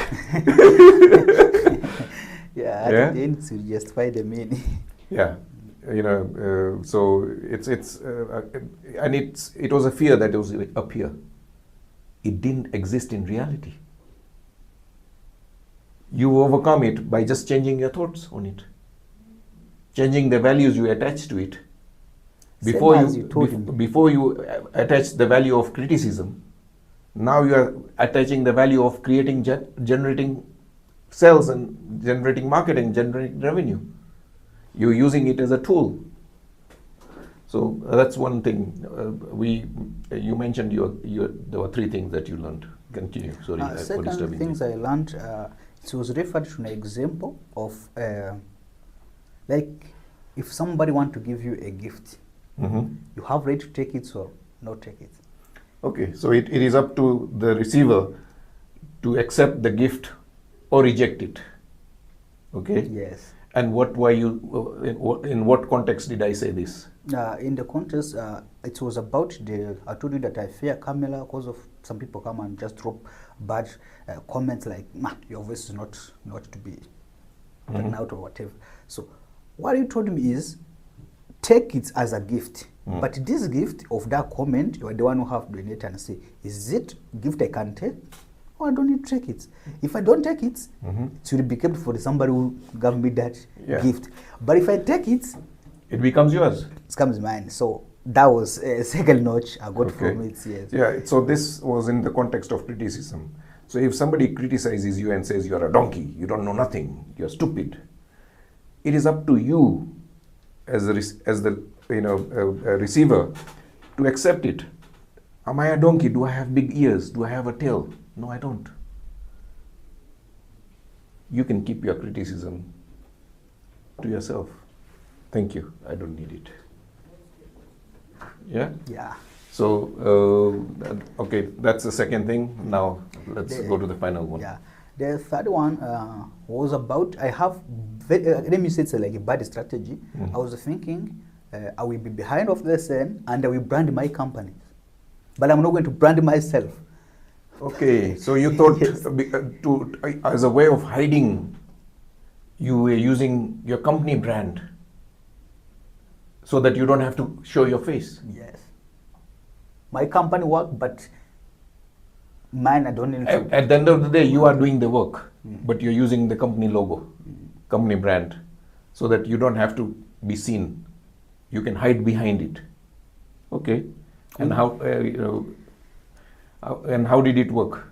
Yeah, with that one, you gave me very, very good ideas, and even when I went home, I get deeper and analyze it. We took, I think, 4 examples. Yeah. So personal brands is going to be the thing in 2026. This trend has started a long while ago. There was a success story that I read just recently, I think today, where a personal brand soap that was designed for cirrhosis, is a skin condition that you get blood, irritative skin and all that. So the soap is called Dr. Soap, and the husband and wife promoted this so heavily, and it just got acquired by Procter & Gamble, because they had another soap that is doing the same thing, so they bought it for 1.5 billion, and that would not happen if it wasn't the personal story of this doctor. This, he used to suffer from psoriasis, and every time he used any soap, he would document it. Oh, because I used, Dove, this is what happened. Because I used Lux, this is what happened. When I use this is what happens. And there was no solution in the market. He came up with a solution and said, I used to do, look, my skin is so great. I'm using this for this many days, and all my blemishes have disappeared. He had overwhelming evidence of it working. And that's the reason why he could charge 10 times. A normal soap bar is $1, and he was charging around $10. And that's why he got bought up by Unilever or Procter & Gamble, one of them, one of the big two. I think it was Unilever or Procter & Gamble, one of them bought it. So this was a David and Goliath story. Yeah. You know, Procter & Gamble or Unilever, they are the Goliath. Yes, yeah. And this guy from nowhere, because he was eating into the market of Procter & Gamble, they bought him over. So that they can have. And that is the power of personal brand. So personal brands, and you look at Cristiano Ronaldo, one player has 660 million subscribers, more than the whole of the football league put together is less than 200 million. Tim Cook, the CEO of Apple, has 3 times more subscribers than Apple. And Apple is doing promotions and marketing and everything every day. And Tim Cook does nothing. He's a very reserved, he's a very introvert guy. He hardly posts. And even the posts that are on his channel are mostly Apple launch related, not his personal. He doesn't talk about his family, he doesn't talk about his his eating habits or anything. So even for Apple, a personal brand is more relevant than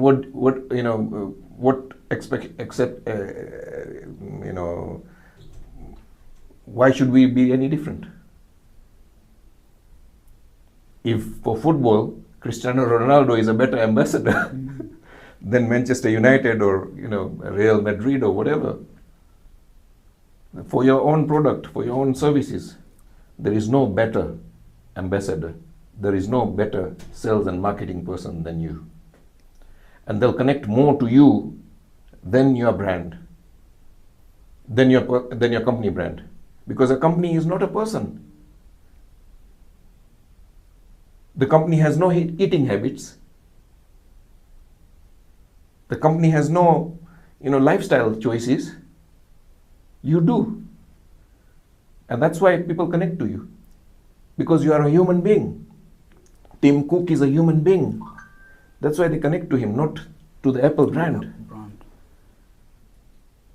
So personal brand is going to be the next big thing that is going to blow out in 2026. If you don't have a personal brand strategy, then you'll be left behind. And if you need any help on that, we can help you at B2A system. You also delayed the launch of your products. Yes. Why? I wanted to make it perfect, like 100%. But that perfection, I'm trying to... What is the product? Tell the audience what the Yeah, product is and why you delayed it. Yeah, I have a product called Buka.life. It is a marketplace that provide accommodation to worker, renter, photographer, spa, massage, and manpowers and skilled laborers. Yeah, and It's a lot of things. Yeah, it's a lot of things. Yes. In one platform. Yeah, in one platform. One website. Yes. Okay. We dread to launch it because we wanted to make it perfect. But the issues with, according to the correction I got in from you, was, are you making it perfect for who? You are not a client, you are a provider.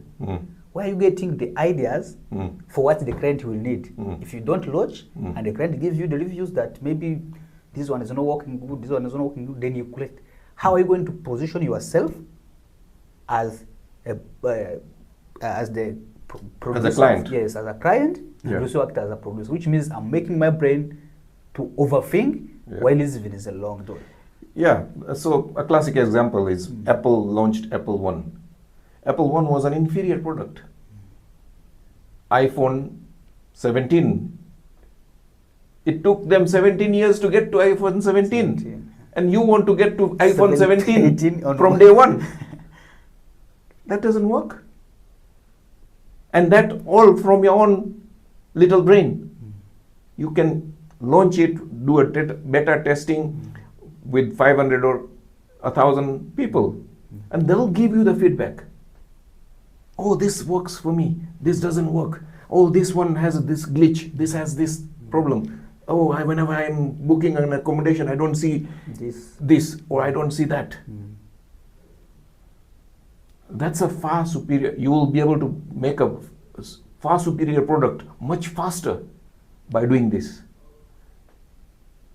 And if you build something that is perfect in your brain and you go take it to market and the market spits at it, what are you going to do? Yeah?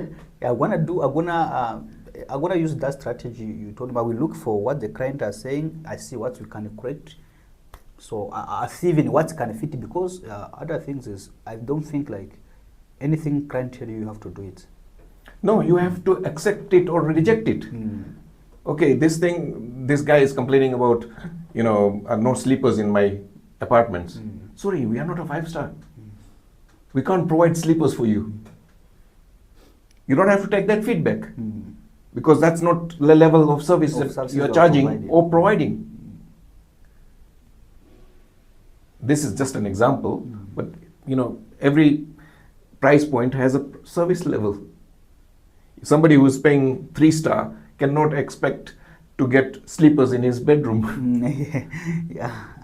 Or like the breakfast they might provide on the 5-star hotel, if you come and expect it. Yeah, it will be a continental breakfast. Bed and breakfast service. Yeah. Yeah, it's gonna be. Which means you have to vary how much you are paying according to the services you are receiving. No. People deliberately chose 3-star because they wanted it to save money, or they didn't have the money to pay for a 5-star. So if they have paid 3-star money and expecting 5-star service, there is some mismatch. There is a mismatch of expectations, and you don't have to entertain that. That is also the reason I got in from you by that day. Yes. We took an example for the phone, bargaining of the phone. I think if you're okay, you can share to my viewers so they understand. Okay, can I have that phone? Okay. You're going to be the customer that wants to buy this phone. Yeah. And and you like haggling, you like discounts. Yeah. And I will try and sell it to you without giving you a discount. Let's do this role play. Okay. What's the offer of how much you charge this phone? I want it. Dallas, I have many more phones. What is the reason why you're choosing this most expensive one?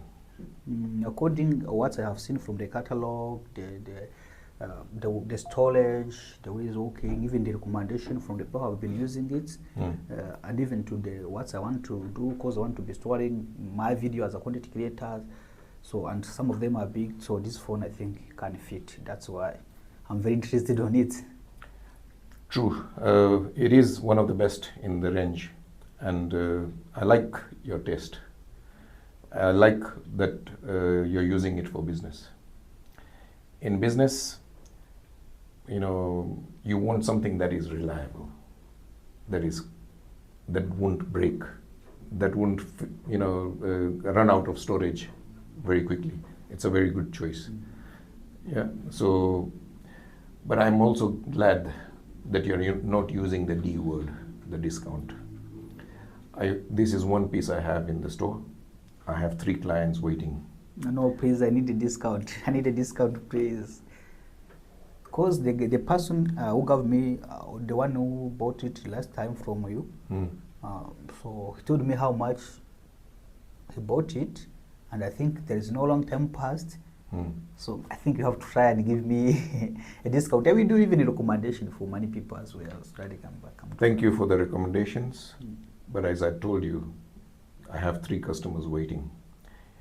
You tell me why I should sell it to you now, without a discount. Yeah, I need it. If you need it, it is here, and because you are here face to face, I'm willing to give it to you compared to the 3 interested parties. They did not bother How much you want to charge me for this? The original price is 700. You and I have agreed to 500. This is the deal now. If you leave now, that deal is gone and I'll sell it to somebody else. Sir, please have 400. I'm afraid no deal here. Please come. You can come back when you have the money. I really needed it. I really need it. Sir, nothing you can do on it. Maybe try go down small. You're trying very hard, and I'm not going to entertain it. Okay, let's make a deal, and maybe leave all those other packages like. Okay, I can give it to you for 490, but you have to shake on it now. Just $10, sir. Yes.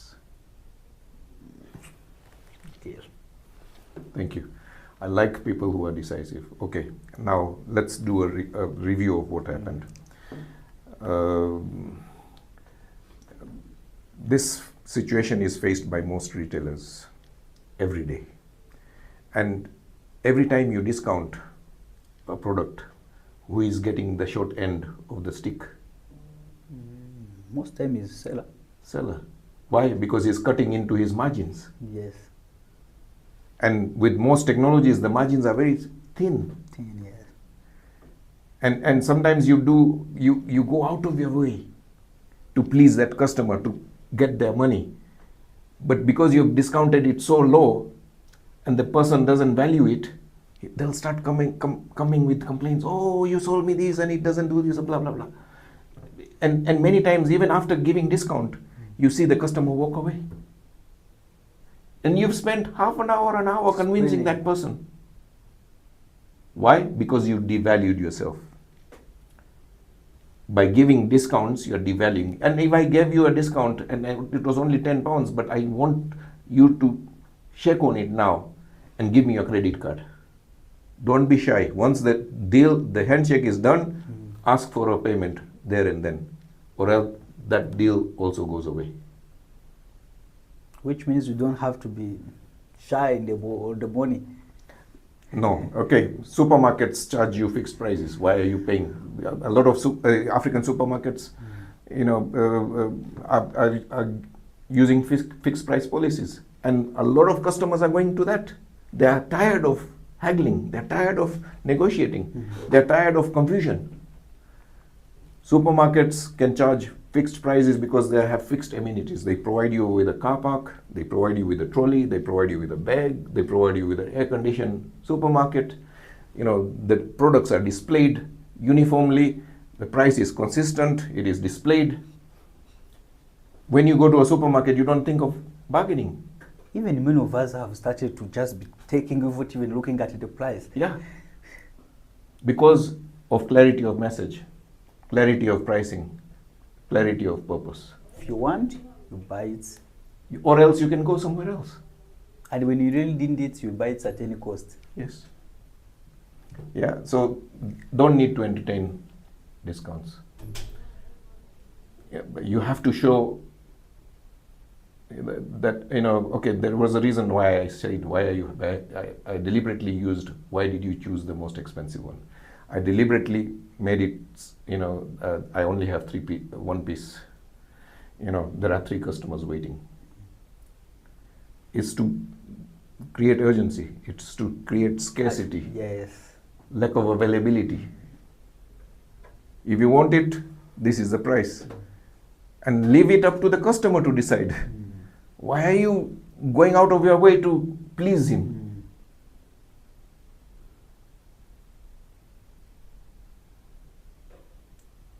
And cut your margins.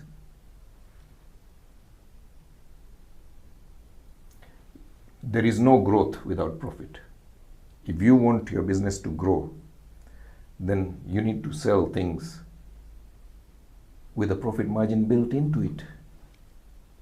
If you discount your profit margin and expect to grow your business, that's not going to happen. Yeah. So, thank you for this role play. and I'm glad that you reminded me of it. I think it will be a useful tool for the audience I hope they implement it in 2026. We are recording this towards the end of 2025, and I hope this small interaction was valuable to you all. Thank you. Thank you very much. In this world of social media and content media, it's getting harder and harder to make people stay on your content.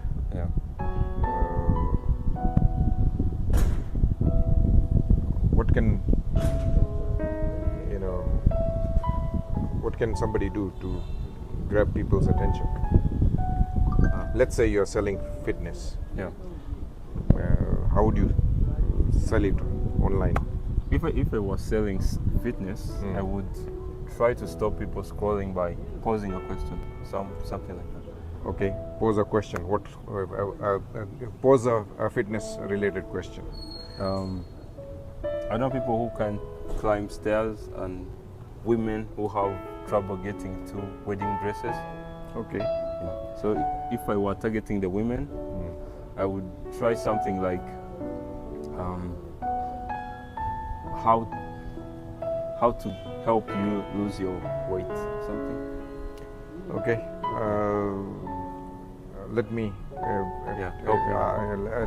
Let's change roles, and I'll be the salesman and you'll be the woman. Yeah. Or you'll be the ideal customer. So if I'm selling a gym membership or a fitness coaching program, then I need to have overwhelming evidence of being fit. So I need to have a six-pack. If I'm going to sell fitness, then I can't have a beer belly. And I would pose a question like,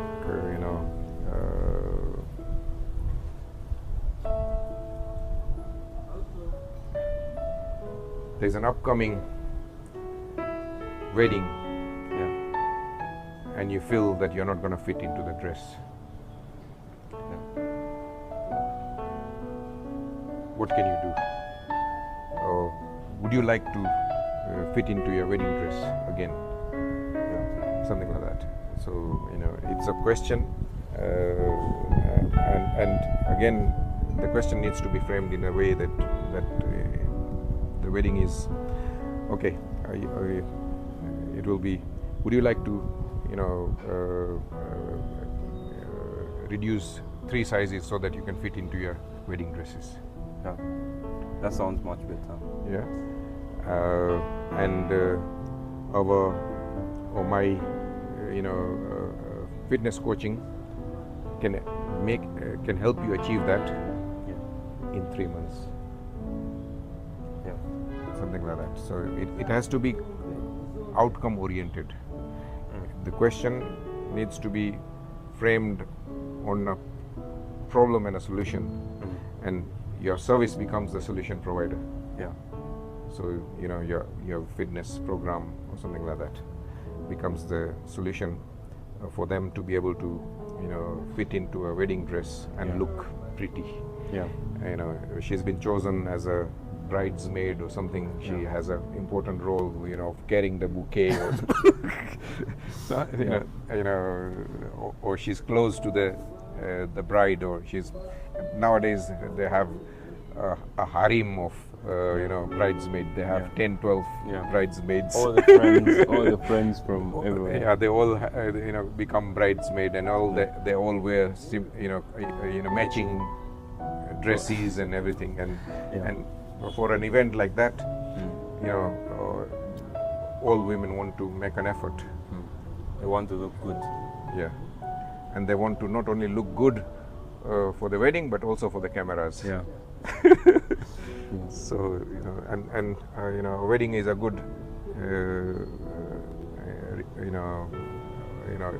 attending a wedding is a good reason for somebody to make an effort to lose weight 3 sizes down or something like that. And so you have to start with a question and make it one with high probability of agreement. And make it about an outcome they want. So they want to look good on camera. They want to fit into that size 4, 4 sizes below. Make it about an outcome that your solution provides. Your fitness program will help her lose 3 sizes in 3 months or something like that. And then you also have to get positive affirmation from your audience. So you have to engage with the so can I have a thumbs up for those who would like to fit into a 3 sizes smaller dress. So in public it would be raise your hands if you want, you would like to fit into a size 3, or for audience online, it has to be, wave your hand or put a thumbs up or a heart or type in 1, or something like that, and then you have to repeat it again. You have to do 2 positive affirmations. Raise your hand, and the second one is, it's an optional, but I see that if you want the person to get the message, then you have to repeat the positive affirmations twice. And you would say, say I. If you want to reduce your weight by so and so kilo, or reduce your size by 3 sizes, or say, for the social media it will be type yes, or say I, type I, something like that. So that's how you hook people into your content. And this same format can be used in live presentation, it can be used on social media, and it can be used also on written text. Because what happens is that questions force the audience to answer, to start answering it. It engages with the audience much faster than anything else, than saying boring facts. Being healthy is so good for you. Being healthy, you will lower your cholesterol, will lower your blood sugar, will we all know it. But that's not gonna keep people will scroll away. It has to be something engaging, it has to be something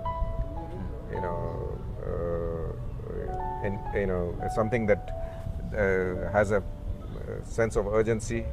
It's not about lecturing, it's not about it is something that is a goal oriented, an outcome oriented, an outcome they want. We all want to lower our cholesterol, but we know that just being fit is not going to lower your cholesterol. Interview. We are in Kigali at Norscan, our offices. Eunice has been working with me for a while, and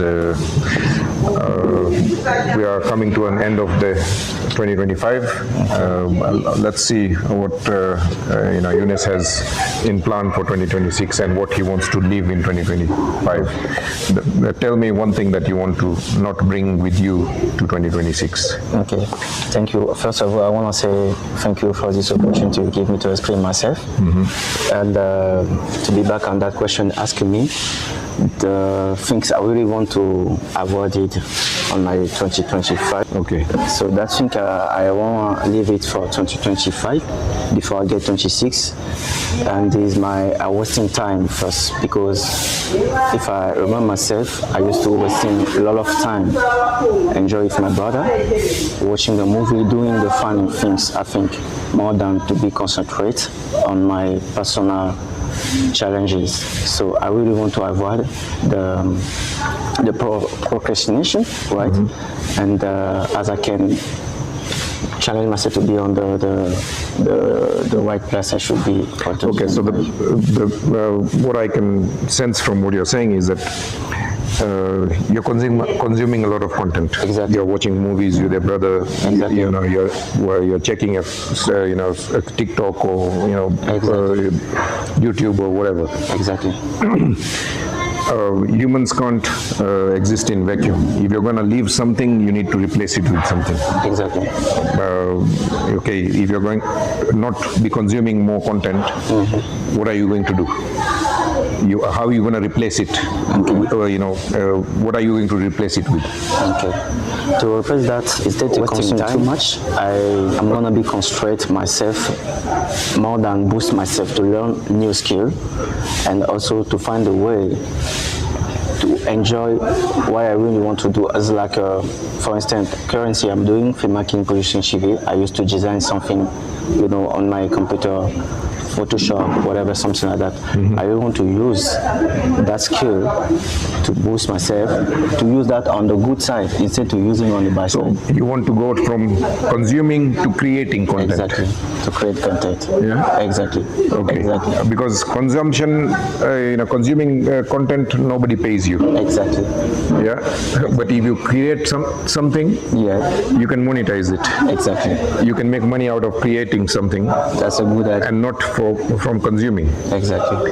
Nobody gives you money to watch, TikTok for 2 hours. Exactly. Or watch YouTube for 3 hours. Exactly. But if you did create some content and you published it, we can help you monetize it. Okay. So that means we can help you monetize whatever I'm doing. Monetize your creations. Exactly. Not your consumption. Exactly. Nobody can help you monetize your consumption. Exactly. Okay. Yeah. Okay. But somebody can help you monetize your creations. Exactly. Yeah. So okay, you wanna. So that's a good goal. Okay. I like that goal. Okay. Okay. Now what? That's what you are going to leave. Okay. And what you are going to create. Okay. Second thing, what you wanna do in the new year. So that thing I expect to do on 2026, I mean the New Year's, I really want to target my God. Target my God, I mean like, as you mentioned before, most of the youth like me, the youngest people like me, used just to enjoy most of the things on the social media. It's tend to create on self. Yeah, they're consuming a lot of social media. Exactly. Yeah. Expect to challenge to see how can I can be that kind of people. I'm gonna give you the example for the Kaisena, even as we speak, she's gonna be here in Kigali. Most of the young people think like, I see that thing the Kaisena doing is amazing. I wanna be like him, but it doesn't matter. Okay. Now I know he's a content creator. He's a live streamer. Yeah. Okay. So what do you want to do? Be like him? No, I'm not. I was just taking the example to explain the vision for most of the young people like me. Okay. So you used to enjoy a lot of things to watch. I want to be that man. I want to expect to be on top level that guy, but they doesn't really want to know. They don't know how to take themselves from zero to be on the top level. Okay, everybody suffers from this dilemma. They want to be like their idols. They want to be like their superstars. Exactly. But it's a pipe dream. Exactly. You think, I would like to be like that, but what actions are you taking to get there? just dreaming is not going to get you there. You need to, you need to make it happen. Exactly. You need to, so what steps are you taking to get there? The way you should follow to. You need to have a roadmap to get there. You need to have, just a dream, just an idea. Okay. Without implementation, it's just an idea. It's junk. It's nothing. That's right. I get 10 ideas a day. How many do I act on? Maybe none. Okay. Absolutely. Yeah. So it's not having. The world is not short of ideas. What it is short of is people who can implement it, follow through. What are you going to do to follow through in 2026? The thing I'm gonna do, I expect to do in 2026, is just to be different. And to be different, you need to do the different things. You need to run first. Something. Okay, by taking the same actions and expecting different results, it's not going to happen. Exactly. It's insanity. Yeah. If you want different results, you need to take different actions. Exactly. I'm glad that you recognize that. Now, tell the audience what different actions are you going to take. Okay. We are taking them on a journey of Unisys transformation. Exactly. What is that transformation? How is it going to look like? What is it going to turn you into? Show us that. Tell us that. Okay. So, to being a different person in 2026, I need to take different action by first learn new skill. Good. That's a good goal. Yeah. Okay. Be specific now. Exactly. What new skill do you want to learn? The new skill I want to learn about it is like to tell myself I don't need that thing before doing that kind of stuff. I'm gonna take on me for 2026 is like to being a different person, to learn a new skill, and to learn about the people who can inspire me, right? They can explain. No, experiment. Okay. Yeah. Yeah. Okay. Can inspire me and can also boost me every day. They can tell me. Okay. Yeah, it's a good thing. If you want different results, you need to have different company. Exactly. You need to change the company that you are surrounding. If you surround yourself with losers, what do you become? You become a loser. If you surround yourself with winners, yeah, you become winner. So changing your company, changing your environment, yeah. and changing your goals. Exactly. Also changing my different connection too. Yeah. So it's again company. Exactly. If you keep good company, you become good. Exactly, sir. You are an average of, if you keep company of rich people, you become rich. Exactly. Exactly. If you keep a company of poor people and expect to be rich, exactly, I'm afraid it won't happen. Yeah. That's true. So good. You're going to change your company. Exactly. You're going to stay. Keep company of skilled people that you can learn from. Exactly. Yeah. Exactly. That's a good goal. I wish you best luck. Thank you so much in your endeavor. Also, I encourage a lot of people, a lot of younger people like me, to challenge themselves, to avoid the wasting time. Thank you, Harish, for coming down. Tell us what you do and where are you from? Oh, I am Latali Vares from Cameroon, and I am a food technician. So I do everything from food processing, food preservation. And today I just met with Harish, and he wanted us to discuss about a very concerning matter. So yeah, I came across a number of Rwanda has become famous for exporting chilies, dry chilies, red chilies, and but they're not getting premium prices. What is happening is that the chilies, you get premium prices in the Far East markets, because they have this hot pot culture, where you put your meat or whatever in a boiling pot in front of you, and you cook your own food. It's that culture, but and they use a particular type of red chili, and Kigali or Rwanda has been exporting a lot of these chilies, mainly to India and China. What is then China doing is that it's regrading it, taking away the brown chili which are class said third grade or fourth grade, and keeping the red ones as premium quality and selling it to China, to Korea and Japan. It is something that the chili farmers locally can do. I think there is a problem in how they are drying it or how they are curing it that is making it go brown. I don't know the science behind it, but if the Chinese or other producers can maintain the color, the red color of the chili, and get paid premium prices, why should Rwanda be left out? Yeah, sure.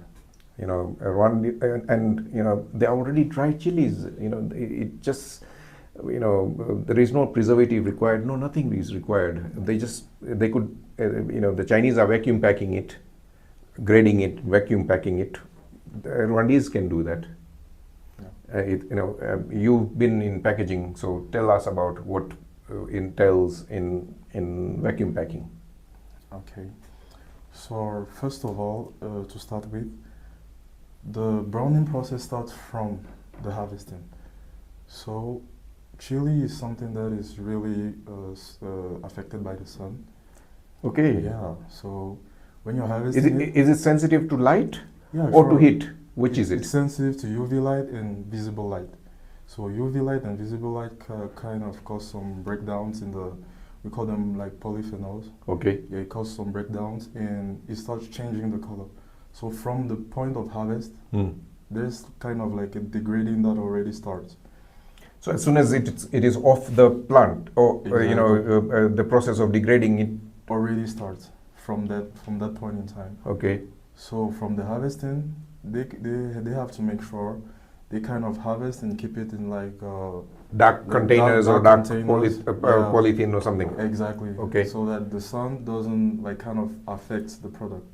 So they need to put in a dark room. Yeah, in a dark room. Like Okay. the plants, I mean, I don't know how they harvest it, but the plants need to be kind of like covered. No, the plants are in open, but they have picked up the chilies. Yeah, I mean now they are taking it into a drying facility. The drying Exactly. facility needs to be covered. Covered. Yeah, that's the first thing. Okay. Yeah.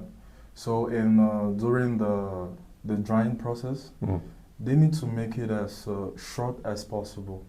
So they need to shrink down the drying process. So if they need to get to 6% humidity, they need to get that instead of waiting for a week or 2 weeks. Exactly. They can do that like in 2-3 days. Okay. Yeah.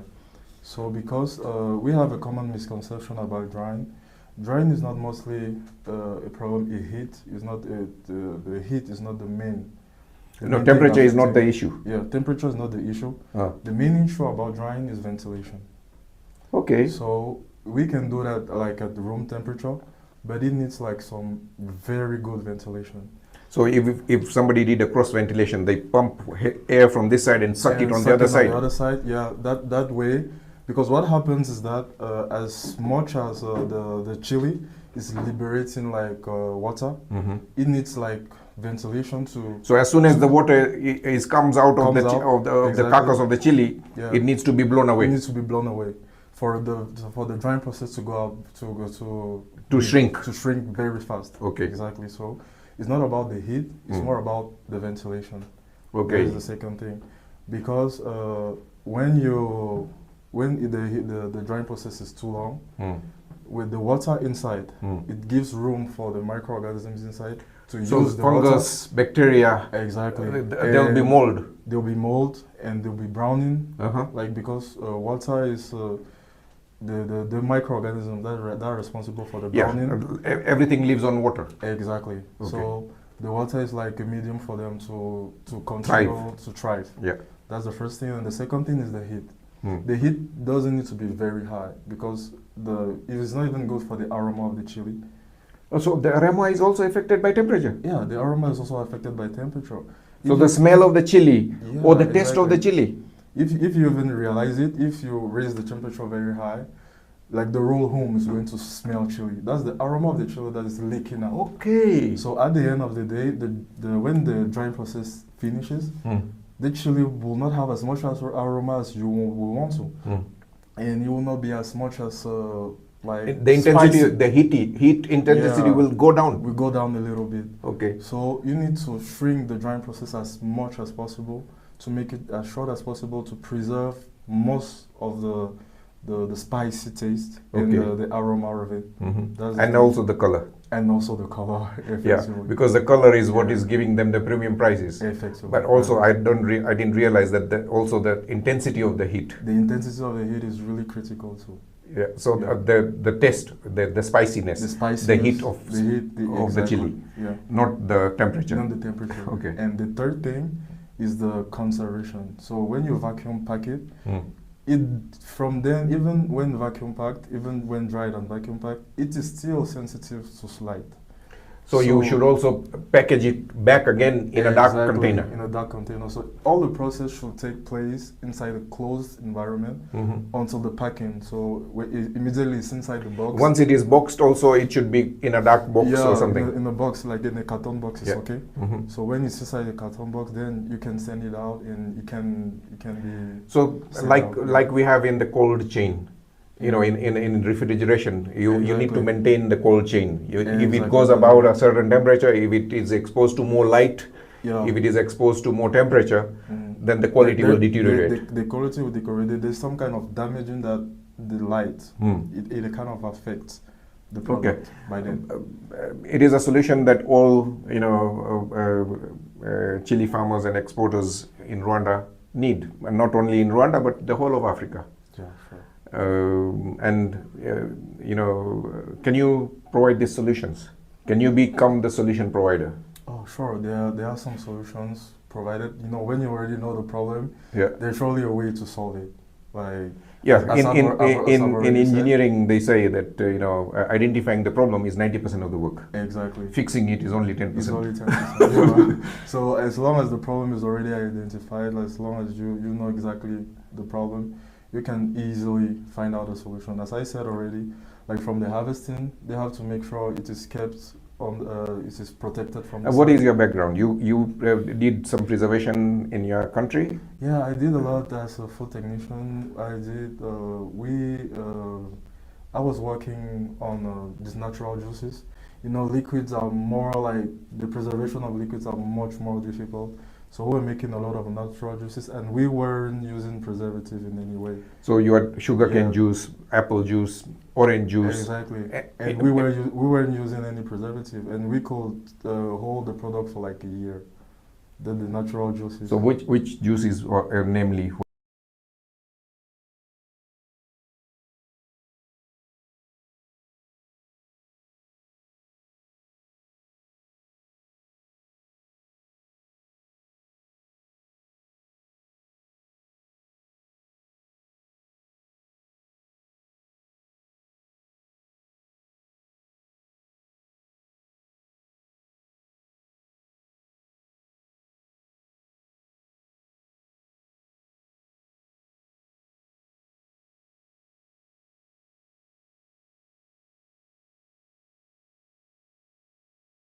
You can see how much he's making. So if you want to consult that guy and you click on the one-on-one coaching, the guy will slap you. Okay, look at people that are going to mentor you. My brother, give us the money side. No, he doesn't want to put the money. He doesn't want to put the money. 10,000. Hey.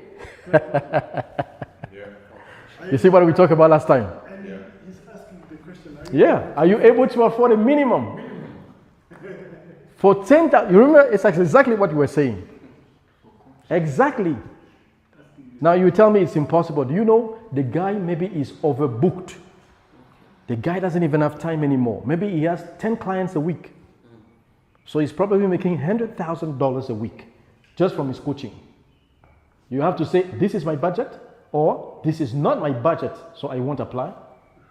Or I want you to help me with a specific upcoming speaking engagement, or a general communication skill and media training.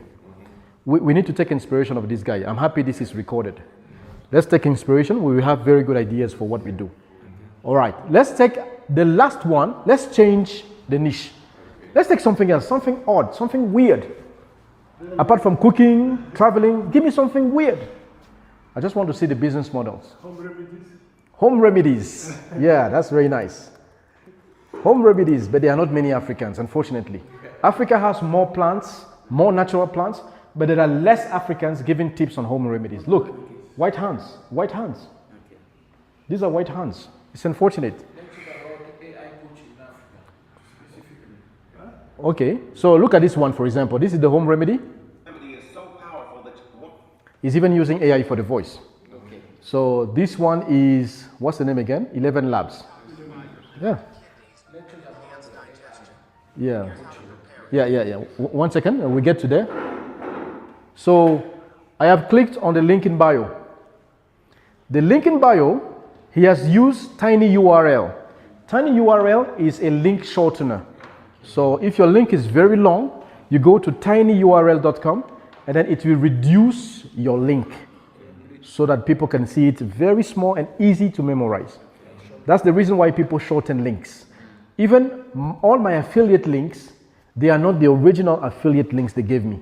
It's always totolohustle.com/the product. For example, if somebody wants cheap tickets, you go to totolo.world/trip.com. That's where I make my money from people buying tickets from my links. If you want, for example, TESOL, how to train as an English teacher, you go to totolohustle.com/TESOL, and it will take you to the website. It's a very good strategy so that my name remains. People know me. Very important. So the guy gives tips on home remedies, as you can see here. This drink is so effective that just AI voice. stop your cough. Don't mix chia seeds with orange. That's it. Tips. Tips. Mix turmeric. Tips. Mix turmeric. Tips. Don't mix chia seeds. Now, question. Do you think that guy produced those videos? Or he used other people's product? He used other people. That's nice. We call it DFY. It's a concept that can help you boost your channel. DFY means done for you. So if you want to boost your engagement, if you want to boost the productivity of your channel or your content, just go to any Google search and add done for you. Or add this word, PLR. PLR means private label rights. What does it mean? It means there are humans in the world who know that we are so busy to create content. What they do is they do the job we want to do and they resell us the product that we want. Let me give you an example. These are tips for home remedies. Do you know there are people who create those videos professionally and they resell it to you at a very cheap price with a certificate that shows that you own the product. So once you take those products, you can start propagating on your website, you can start propagating on your YouTube, and people will be shocked. People will think you are a professional. It's not you who created it. It's for sale. Let's do this. Go to Etsy.com. Etsy is the biggest competitor of Amazon. Etsy is actually still doing the same. Etsy is actually, yeah, it's still doing the same. Yeah, Etsy is actually the Amazon of homemade. You see this one? Etsy is the Amazon of homemade products. Amazon is everything industrial. Etsy is everything homemade. For example, if you want to know the best crochet, you go to Etsy. If you want to know about home remedies, you go to Etsy. If you want to know about books, you just go to Etsy. So remember that when you go to Etsy, they are very cheap. Don't worry. Don't be scared. When you go to Etsy, do this. Home remedy videos and add this PLR or DFY. So what will happen is this. See, what will happen is this. Okay, let's take this one for example, aesthetic videos. What will happen is somebody is going to sell us 250 faceless reels. That's exactly what we were talking about. They will sell you 250 faceless reels for how much, guys? Kevin, if you were to create 250 videos, would it cost you that? You know, you will use, your battery will go down. Huh? You will also have to go to find better places apart from no scan. For example, if your content is food, you need to have an expensive kitchen. Yeah. But this one has already done it for you. Yeah. So that's why here in the description, he says this. Embrace the beauty of simple living with this 250-piece homestead video reels collection, a stunning compilation of earthy and authentic visuals showcasing the art of homesteading. Blah, blah, blah, blah, blah. So what we do is this. It's ideal for content creators, agricultural businesses, and educators. This collection allows you to craft compelling social media posts, promote farm-to-table practices, and build a brand around sustainable and self-reliance. Now, look at this. It comes with a PLR MMR rights. PLR private label rights. MRR master resale rights. The difference between PLR and MRR is PLR products can be edited by you, the buyer. So you can slap your name, you can change colors, you can add your voice. That's PLR, private. MRR means master resale right. It means you don't change anything. You sell it as is.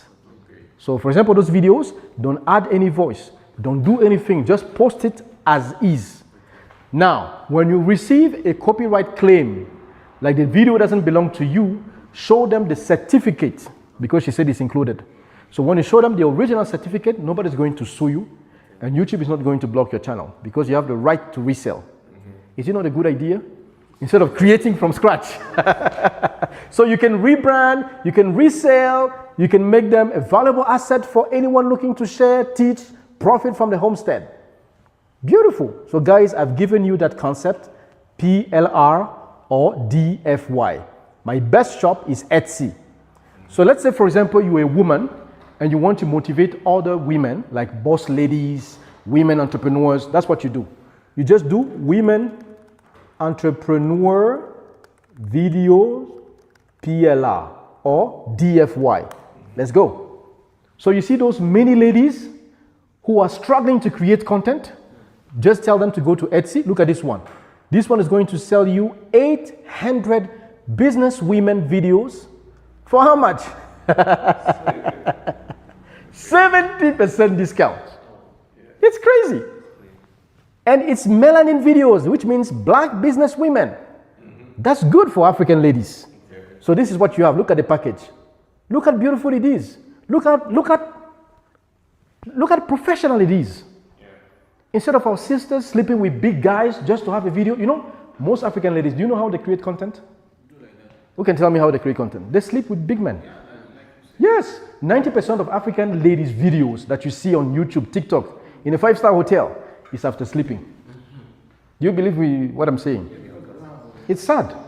You know, they can use those ones to start boosting the channel about women entrepreneurship. You don't have to sleep with somebody. And that's why people were talking about the porta potty. That's what they are doing. It's because somebody invited them in Dubai. They are broke. They can't even buy a ticket. So this is a good idea for what we call DFY. So that's what you can do with this one. Okay, so content creation is not a problem. You can do AI in Africa.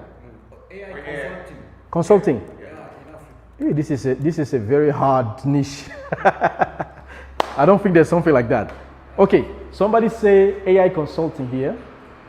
Look at the guy, useless guy. What is he talking about?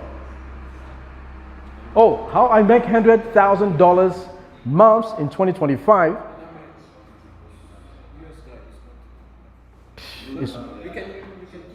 Yeah, the video is not appealing. Let me click on the bio. Let me just check the bio. He doesn't even have a link. Oh, he has a link. Okay. He uses Typeform. You know Typeform? Typeform, you can do it when you have a conference, if you want people to share their opinions. So he doesn't even have a website. He just uses Typeform. There we go. So let's click on it. Let's see if the brother is really making $100,000. He needs to update. Yeah. It's unfortunate. It's unfortunate. Okay. It doesn't resonate with the exactly, with the content. Exactly. So now you see that it is easy for you to boost your channel. So instead of wasting your time creating from scratch, I create everything from scratch. When in the video, I am there. I do everything myself. I put it on Canva, I edit myself. I have in fact, I have 3 channels. The first channel is called Gemini Multimedia. This is about media online job. Second channel is about conference interpreting. The third channel that I've not started yet is for English teachers because it's a big niche, English teaching. Okay, now the step 2 was the tools. So the segmentations, the durations, the audiovisual tools, you already know the tools. Guys, don't try to get something that is so sophisticated. Just get your phone. Everybody's saying, yeah, you need a DSLR. What's the difference? If the content in the phone recorded video is more important than the content in the DSLR. That's the problem. There's a Nigerian couple here. They have a podcast on YouTube. I forgot the name. They talk about relationships, family. It's fine. It's fine. But the guy is smart. In the description, he adds his book. Okay. Yeah, he has a PDF book of $15. Do you know how much he's making a month? $10,000. Do you know he's in Kigali here? $10,000 from just that book. So, in fact, the podcast is just a teaser. And people are like, oh, this guy is nice, with a wife, So he catches people with emotions, and they buy the ebook. So the audiovisual tools, I won't stress on that. It's good to have a good microphone if you are distant from the camera, but you really don't need that. You can just get close to your camera, and then you record from your voice. And then we also have leveraging with AI. You know, we have multiple usage of AI in your content. Give you an example. Multiple usage of AI in your content. For example, I can create graphics with AI for my video. What else can you do with AI for your content? You can even create multiple voices if you have Yes. an accent. Yes. So you can clone your voice with AI for your content. Give me another usage for content. Absolutely, yeah. Caption is a very good idea. Why is caption important in content creation? Who can tell me? My long form videos don't have captions, but my short forms have captions. I will tell you why. But why caption is important? I think it's when we say capture, they capture the attention of someone. Yeah, that's good. Yeah, another one. It gives more context about the video. Exactly. But there's one thing you have not told me yet. I think it gives, I was the same with him. I had the same idea as him, as in captivating. The hook, that's where I believe the hook is. Yeah, it's the hook, right? Yeah. But if I'm public transport, why is caption important for somebody who is watching my channel in public transport? Because some people can be some interest, can Yes. Get the time to understand what you say. Exactly. Because in public transport, you hardly can hear the sound. So the caption is going to indicate you what the content is about. And then from there, you can now go to the channel and you do whatever you want. Caption is very, very important. And remember, there are also people who are called hard of hearing. Or there are also people who can't hear your accent.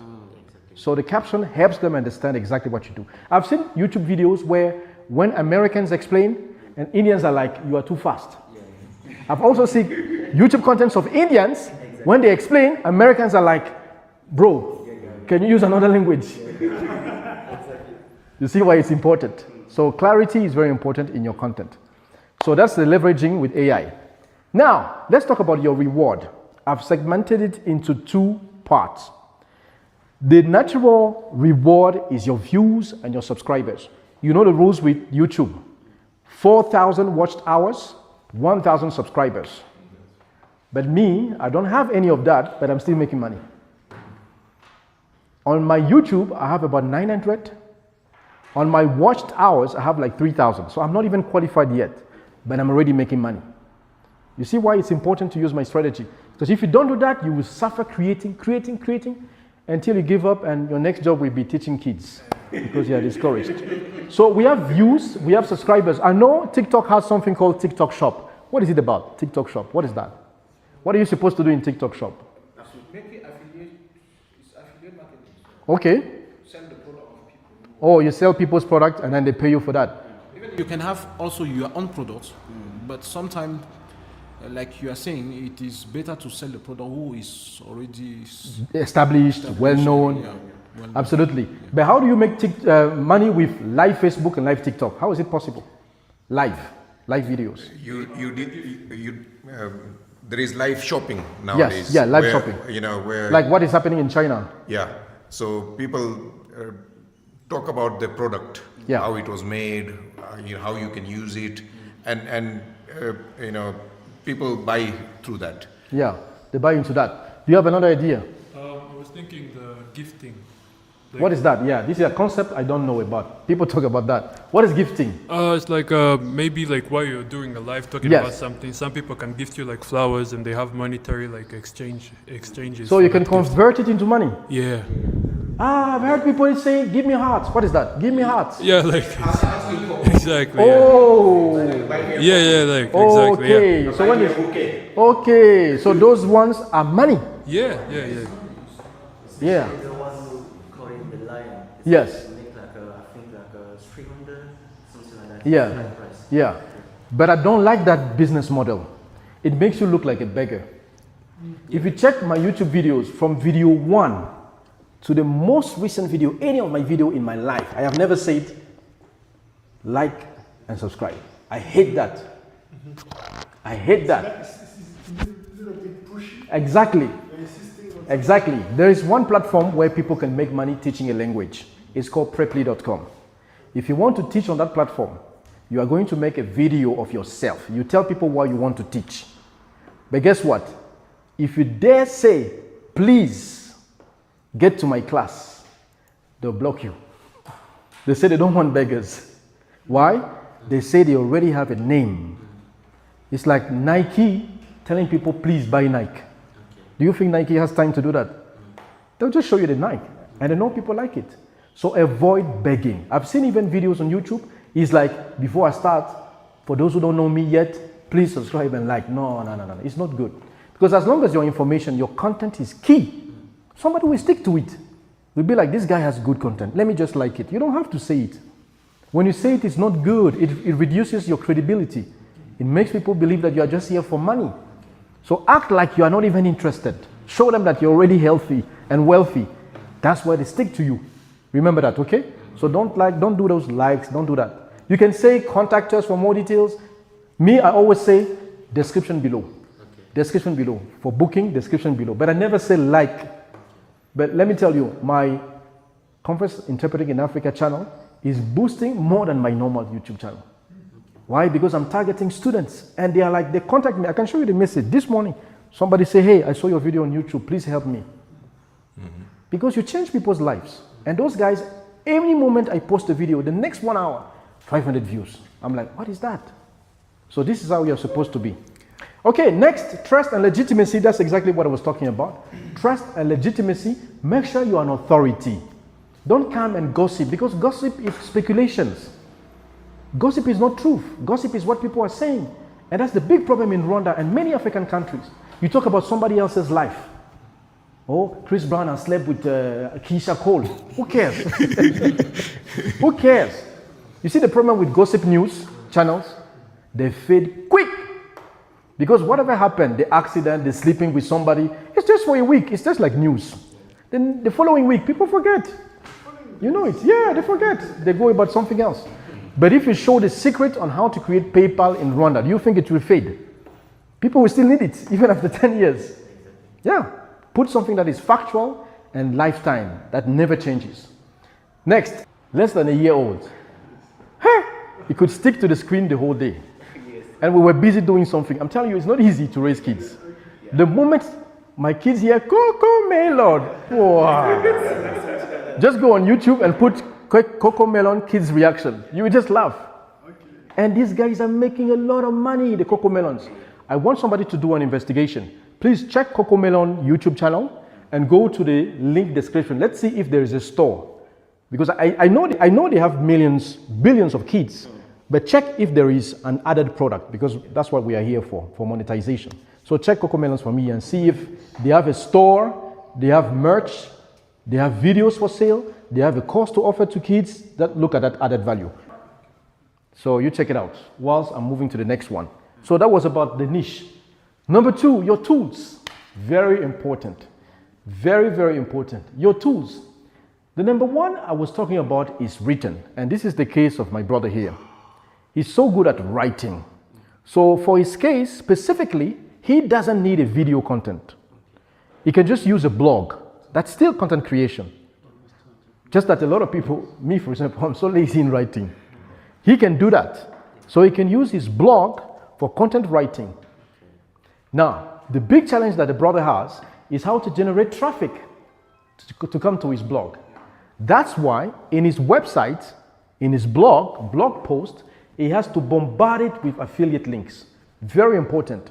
Either affiliate links or products that he's selling. And that's exactly what he's doing. He's selling courses, so he has links to buy courses. But I told him last time, you need to bombard more affiliates. Because affiliation is good because somebody has already produced the product. Somebody has already done the whole marketing, the sales page, the landing page. Your role is just to pick up the link and slap it on your website. That's how you make more money. Let's go. Yeah. You see, number 1, there's cocomelon.com. That's the official website. Number 2, there's Facebook. 3, Instagram. 4, TikTok. Next, music service. What is music service? Click on music service.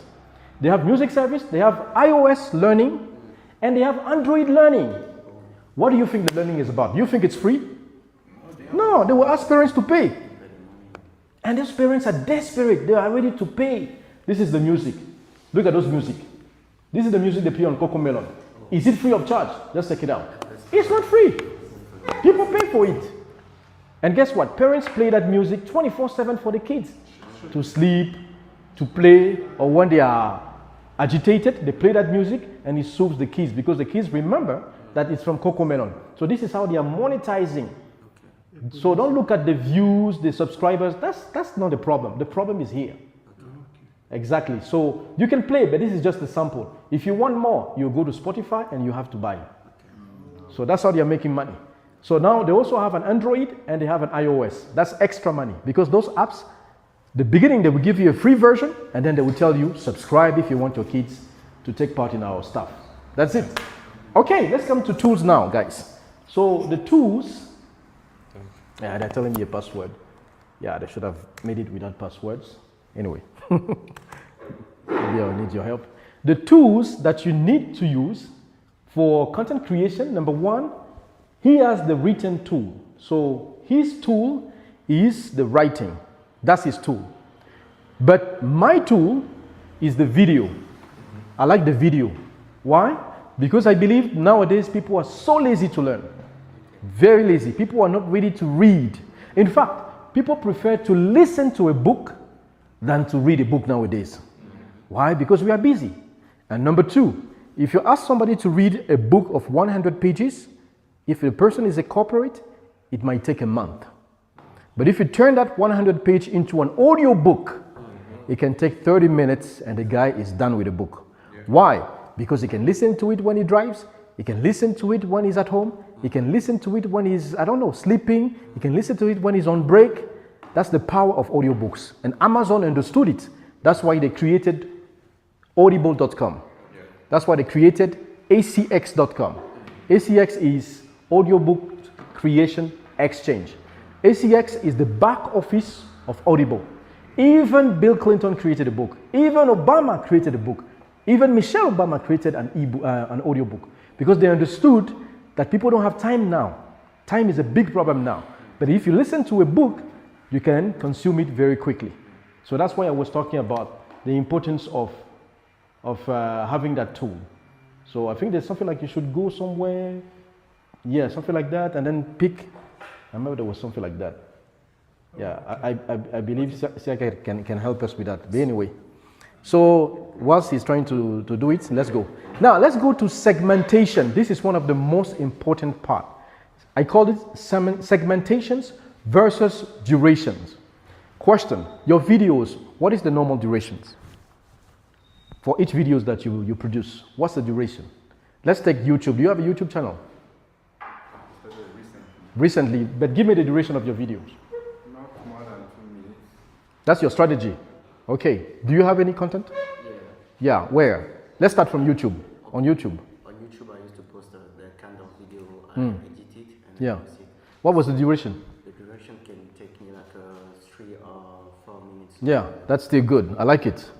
Do you have any content? Not yet. Not yet. Okay. Any content for you? Yeah, we have long form around 27 minutes. And then you have short forms? under 2 minutes and then reels. The 60 seconds, yeah. So let's get there. Do you have your own YouTube? What's the duration? Most videos are 13 minutes. Yes, 13. Okay, and then you also have shorts. Yeah. Then you guys are professionals. Never do any content that is more than 30 minutes. I'm telling you, it doesn't work. It works only if it's an official TV station. If it's, for example, BBC, fine. You can see a BBC documentary for an hour. It's different. These guys already have a big name. You can't compete with them. Let them do it. They don't even want monetization. They just do it because they want to expand their recordings. But for us, as private content creators, it should be between 2 minutes and 29 minutes. Why? Because psychologically, this is what keeps attention. It keeps attention because remember, people tend to scroll fast. Remember that. On my Conference Interpreting in Africa YouTube channels, I never go beyond 10. I even say it on the videos. So when I start, I always tell them, guys, I know you're busy, but just watch me for the next 10 minutes. Yeah, because I know 10 minutes can really captivate them. So up to 29, you are still good. Number 2, do what Harish is doing. Very important to take your long form and cut it into small pieces. You make it as short forms, and then those short forms relate it to the long form video. So for example, on YouTube, create shorts and put a clickable link to the main video. On TikTok, what I do is because I don't have 1,000 followers to put a clickable link yet, on TikTok, I put in my video, at the end of the video, I put the web link where people can go. But remember, some web links can be too long. So what I've done, I've created a shortener. So I have a shortener type of link where people can memorize it and go on YouTube or go even on website. Remember that. Because on TikTok, you can put clickable links. On Instagram, you can put clickable link. That's strategy number 1. Strategy number 2, TikTok, Instagram, Threads, and all the rest, you can use your main bio. Put one, we call it link tree. So it's a link tree that gives you opportunity to add more links to it. So when people click, then we see my YouTube cast, my one-on-one coaching. So let me give you just 4 or 5. I know you already know them. Number 1 is called Linktree. I don't like it because it's too Americanized. Linktree, that's number 1. Number 2, buymeacoffee.com. Buy Me a Coffee, this is my favorite one. Why? Because Buy Me a Coffee is user-friendly for Africans because you can add your bank account to your Buy Me a Coffee. So people who drop money, you can instantly receive it to your bank account. Buy Me a Coffee is also good because in Buy Me a Coffee, you can create memberships. You can create one-on-one coaching. You can create digital products. Create a blog. There's a section, they call it post. It's actually blogs. So you can create your blogs where you add more items for sale. Because remember, your customer has to go through a journey. You're not doing videos for free. You want them to buy something. You want to get money from them. Let's be honest, we are here for money. Okay, number 2, Buy Me a Coffee. Number 3, there's one called beacons.ai. This is also very good because beacons.ai, you can put merches, you can put stuff like that. The problem with beacons.ai is you need to have a PayPal account or a Stripe account. That's a topic for another subject. But Buy Me a Coffee is fine because it's user-friendly for Africans. There's another one called LTK. LTK. These are people who specialize in fashion. If your content is about fashion, designing, put it on LTK. Now, what you're going to do on LTK, instead of drop shipping, you do affiliate marketing. How? Using sample images of fashion items, and when people click, they actually go to Shein.com, they actually go to AliExpress.com, they actually go to Amazon.com, and you get a commission for each sale. So that's another link in bio that I like. There's one link in bio that people don't know about. Very, very good link in bio. The name is, let me remember the name. It's a funny one, but it's very, very, very powerful. I neglected it. I really neglected it. It's, sorry? Is it Beacons? No, Beacons I already gave it. Yeah. There's one. It's .me, something like .me, something like that. But it's a very powerful link in bio that you can also use. Let me see. Yeah, direct.me. You can just Google it out. Direct, like direct. Just go to direct.me. Just try that one. It's so good. It's very good. You can also create a blog. Do you have it? Yeah, direct.me. It's extremely good. Is it direct? Yes, direct without E. .me. There was even one called Ko-fi, but Ko-fi has merged with Linktree. You see that one? It's called direct.me. So this is how it looks like. Very, very beautiful. Okay. So from here, you can put your links, you can add your store, you add whatever you want. It's totally free of charge. Okay. Yes. It's totally free of charge. So this is another link in bio that I recommend that you do. Remember, your link in bio should be your customer's journey. Somebody said, oh, no, this is not good. You can create a website. Website is also a good idea. Right, Fukwa? It's a good idea because your website is your world. Your website is where people see the courses that you have, the blog that you have, the products, the shop, fine. But remember, I put myself in the shoes of starters, beginners. Because to have a website, you need to have a hosting every year. You need to have a website domain every year. You need to also have what we call SSL certificate. You need to have a business email. We are not there yet. So I prefer you just use simple stuff as link in bios. Because from link in bios, we can start making money. Yeah, we can have a lot of case studies if you want.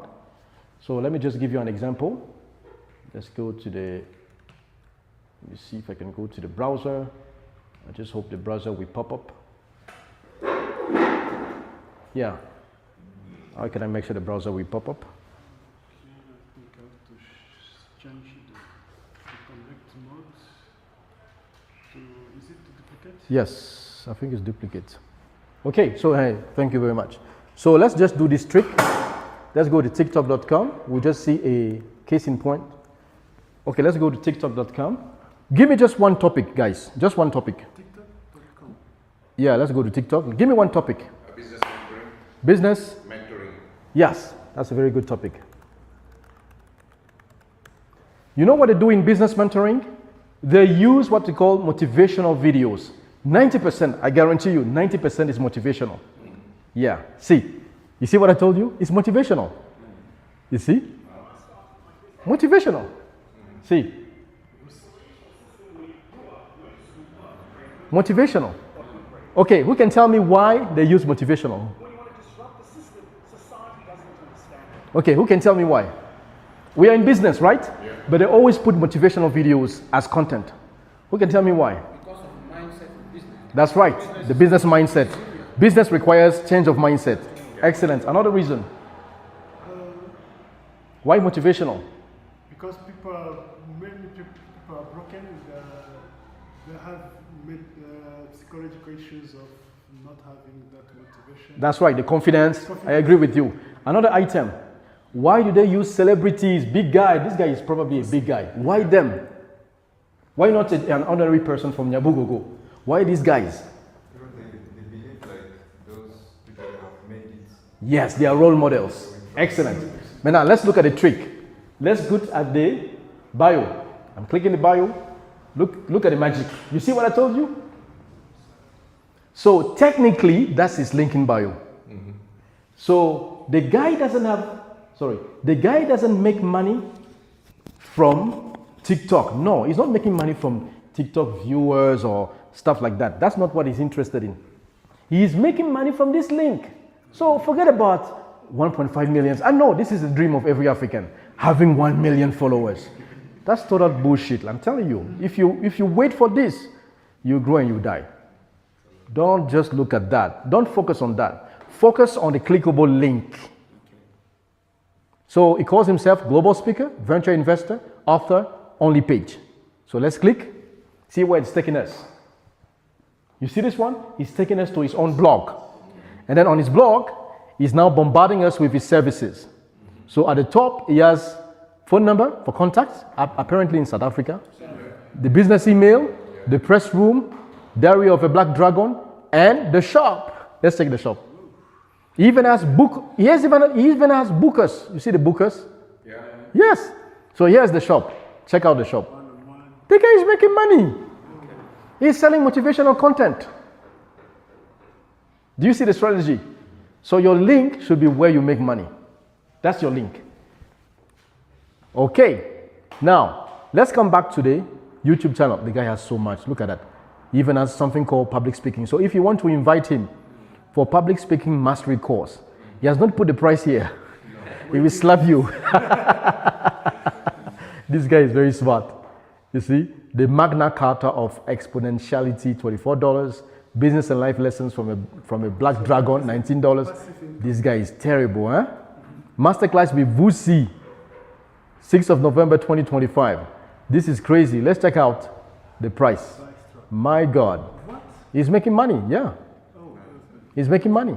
But he has integrated Stripe because he doesn't do PayPal. So this is a Stripe. Stripe is a partner to Link.com. Link.com belongs to Stripe.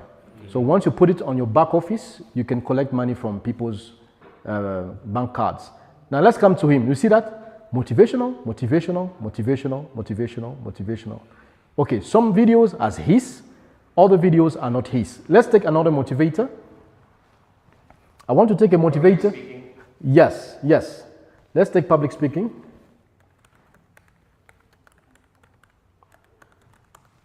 All right, so let's check out public speaking.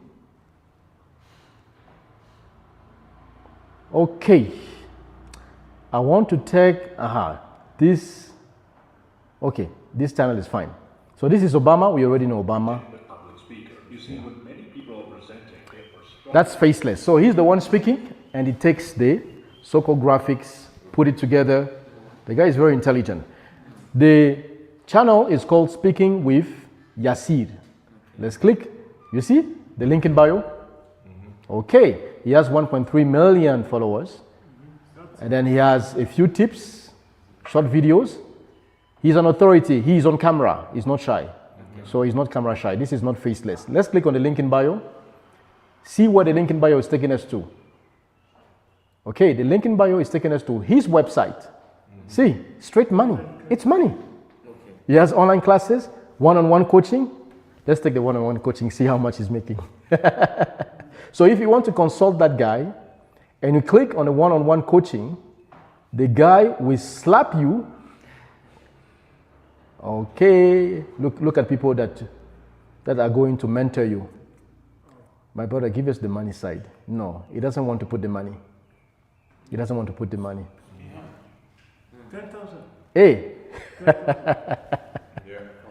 You see what we talked about last time?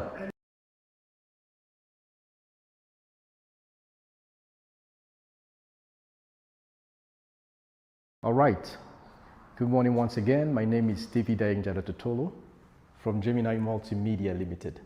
So today we're going to talk about monetizing content creation. And there's a bonus for the role of your voice for your content, but also how you can create a different streams of revenue just with your voice. All right, so first of all, let me just quickly introduce myself. I'm from Gabon. It's exactly like Rwanda, but upside down. Yeah, so many Rwandese, when they're like, where are you from? I say Gabon. When I show the flag, they're like, is it not Rwanda? I say, yeah, it's actually Rwanda, but upside down. So we have so much in common, even language-wise. I'm the CEO of a company called Gemini Multimedia. I registered 5 years ago. What I do mainly is conference interpreting. So we are the guys behind the scenes when there are big conferences. You can call them FIFA Congress, WA, all those summits. We are always there. Without us, there's no meeting. All right, people say AI is there. Yes, AI is there. But question, why is Trump and the Russian president talking with a guy in the middle? Why? If AI can do the job. Because they don't trust the machine. They trust humans. So if you put AI in conference interpreting, is this. Risk number one, the confidentiality can leak online because AI works with machines. Remember. Number two, AI will not capture the feelings. There are diplomatic discussions where I can pick whether you like my business or not through your moods, through your feelings, through your voice. It's just like courting a lady. you know when she's interested. The AI doesn't know. Because body language. exactly. AI doesn't read body language. Number two, if you even insult me in your language and I don't speak it, I can feel it in your eyes. I can feel that you've insulted me. Exactly. AI doesn't pick that. So that's why this is still a job that requires humans. Anyway, I'm also a voice talent. So I teach people how they can monetize their voice. Just on Thursday when we met, the next morning, somebody called me from Dubai, gave me a 30-second script for $250. Anybody can do that. And that will be the bonus for the training. So I also have a community which is called Conference Interpreting in Africa. You can check it out on YouTube. What I do is I coach people who are interested in language conferencing jobs. They pay $15 as members of my community. Where do I get them? From my YouTube. From what? From the videos I create. Even just this morning, somebody told me, how do I pay? This is how you monetize your content. You just don't do it to please people. You need money. All right, so this is who I am. So apart from conferencing, I do voiceovers, but I also train people on online jobs. So first of all, I have a disclaimer. The content creation training is not a get-rich-quick scheme. It is not like crypto. Like you do something right now, you make $1 million. No, it comes by time with consistency. That's why there is this big ball. There's actually gold inside. So it's not a quick way to get gold. And I'm not your guru. I am not. I can never be your guru. You are the key to your own success. If you apply what I'm saying, you will make money, not me. So I'm not your guru. 3, this is not a crypto investment. Because the problem is when you tell people about online opportunities, number one thing, Bitcoin. So that's why so many people just shy away. They're like, what is that? Online jobs. I don't want crypto. They just classify it as crypto. But this is not crypto investment. So strictly content creation and your God-given vocals. Number 3, you know the rules. No pain, no gain. If you don't try, you won't make it. Absolutely. So the next one is this. I will summarize my training in 3-step approach. 1, your niche. 2, your tool. 3, your reward. I'm not here to tell you about fancy stuffs. In fact, even this microphone that I'm using, this is for people who want to start with budget. But I'm here to teach you how to start with no budget. Just your phone is enough. You know, I don't have to use it. I'm using it because there's a distance between me and the camera. But if you want to do your own personal content, you actually don't need a microphone. Because your phone alone, within 10 to 20 centimeters, it's enough to pick you up in a very good environment. So I'm not here to tell you about latest technologies. And that is the big problem with many content creation training workshops. They fancy, they give people the desire to go for sophisticated devices before you start. That's not my philosophy. I believe in simplicity. So remember the 3 steps approach. Remember it very well. Now let's go to step 1, your niche. A lot of people always say you need to find your niche.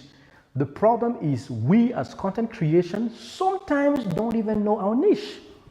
We don't know. Today you create a content about a recipe you've cooked. Tomorrow you create a content about the birthday of your mom. After tomorrow you create a content of a party you took part in. The problem is people following you. How can you define the niche? How would you make people be faithful to what you create? That is the biggest problem in Africa. People don't identify your niche. Now let me give you ways to identify your niche. 1, you can know your niche by yourself, or you can ask people to tell you what your niche is. Asking people to tell you what your niche is asking people, what do you think I'm good at? Always ask that question. What do you think I'm good at? Sometimes people tell you, oh, you know what? You are very good at talking to ladies. Any lady, no lady can resist you. That's a big niche for content because you know the secret, to get a lady. Do you know there are millionaires who are so shy? They believe all ladies can be conquered just with money. But you know the secret, how to use your voice. Even if you are broke, you can get any lady. That's a niche. Norbert can be good at cooking, and nobody has ever told him that he's so good at cooking. You understand? Or maybe somebody told him one day, no, but why don't you create your restaurant? Your food is so delicious. That is your content. That is your niche. So it's very important to identify your niche. The niche identification, you can do it yourself. You can look at the successes you've had in your life. Even if you're a student, what are you good at? Even if at school, you are the best in mathematics, that could be your niche. You can create the YouTube channels just for mathematics, equations, resolutions, tips. This is what Indians are doing.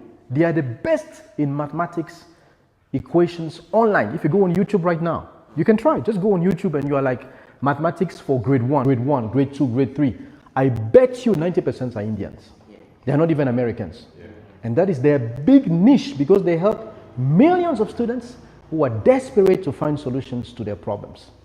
So it's very important for you to identify your niche. Now, once you identify your niche, remember you have knowledgeable about the niche that you want to create. Make sure you are knowledgeable.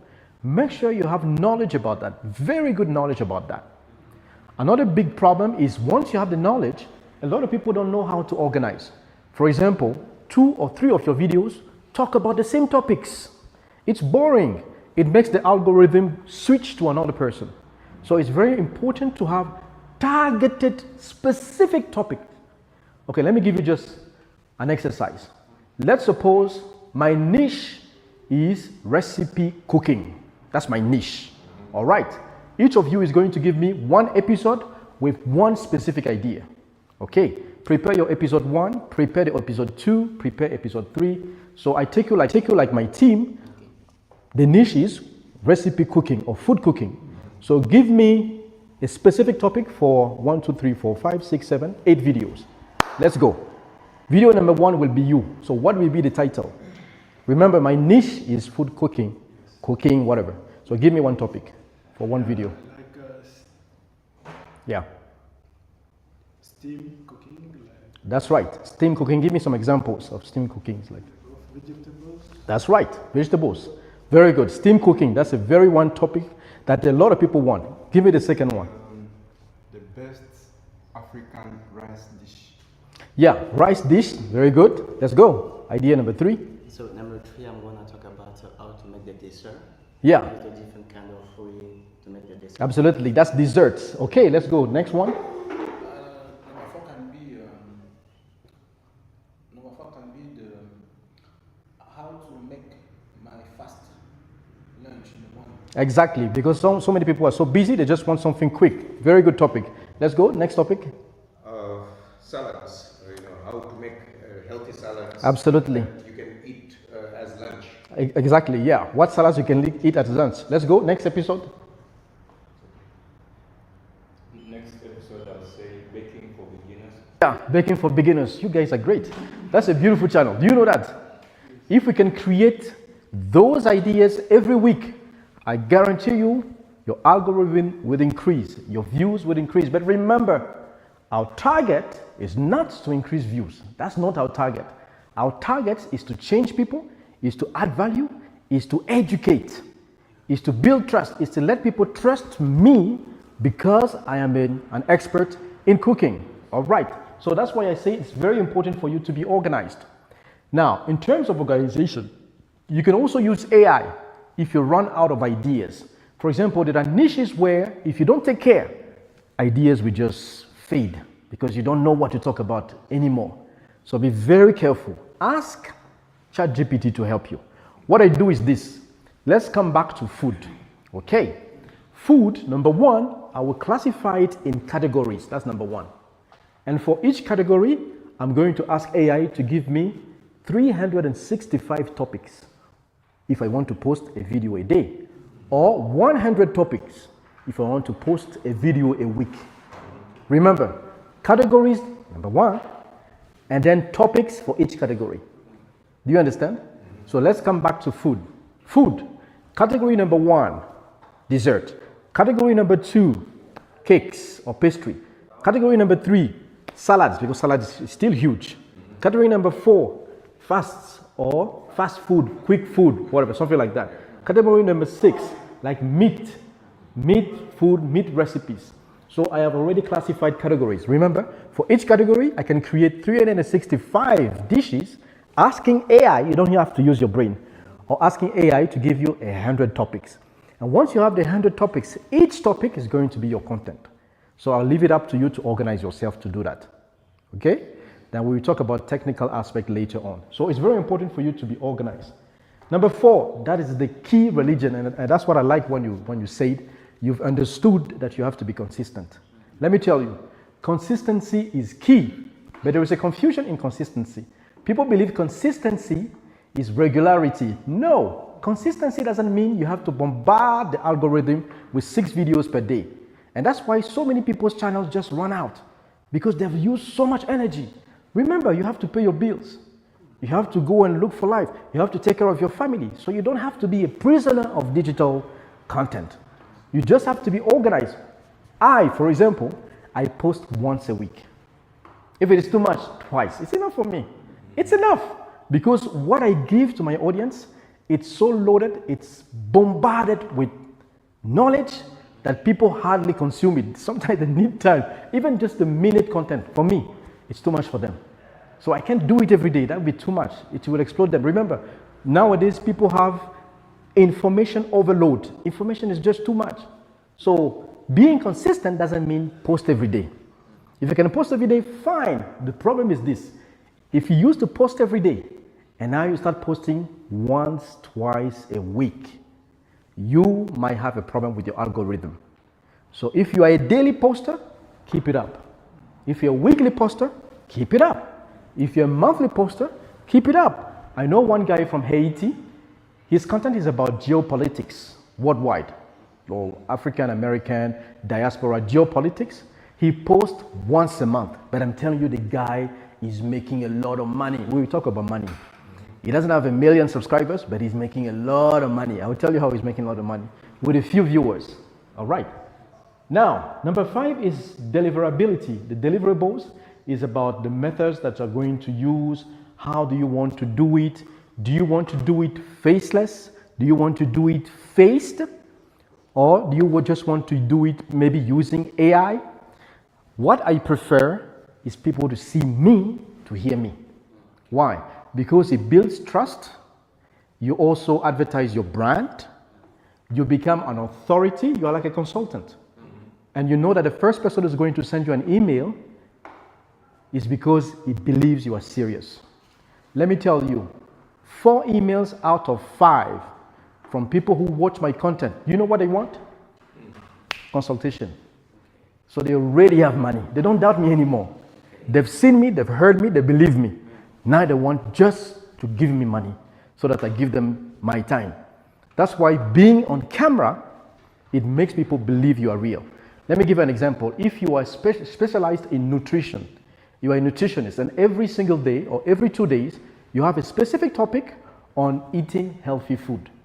You give nice tips, you give people the risks, you give people the solutions within 60 seconds. What is going to be the first message somebody's going to send you? Can I have you live? Can we have a time on Zoom? I have a personal problem. That's the money side.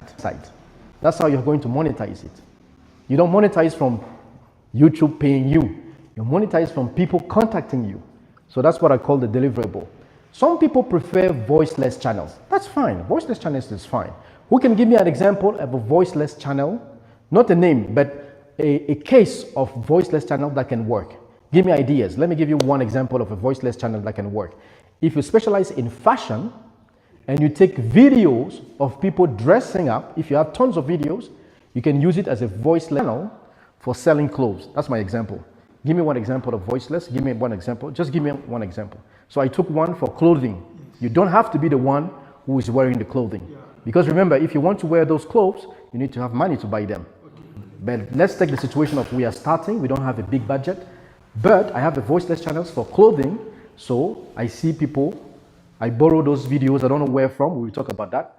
And people have engagements. Okay, give me an example of voiceless channels. Yeah, faceless, sorry. Faceless. So, for example, we can even find the infographics. Yes. Explaining like geopolitics over maps. Exactly. Exactly. So it could be geopolitics content, your content to your YouTube. I believe there's a blue button. Do you see it blue? Is it blue somewhere? No. Then press the orange. Press it for 5 seconds, and then something will turn blue. JC. Exactly. JC. Yeah. Speak with you and use it for these two guys, and I'll use this one. All right. You will see it blue here. Yeah, just long press. Long press, it will turn blue. Okay, long press.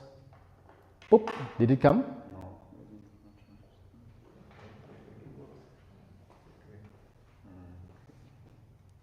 All right, it has to turn blue. Once it's blue, then it means it's recording.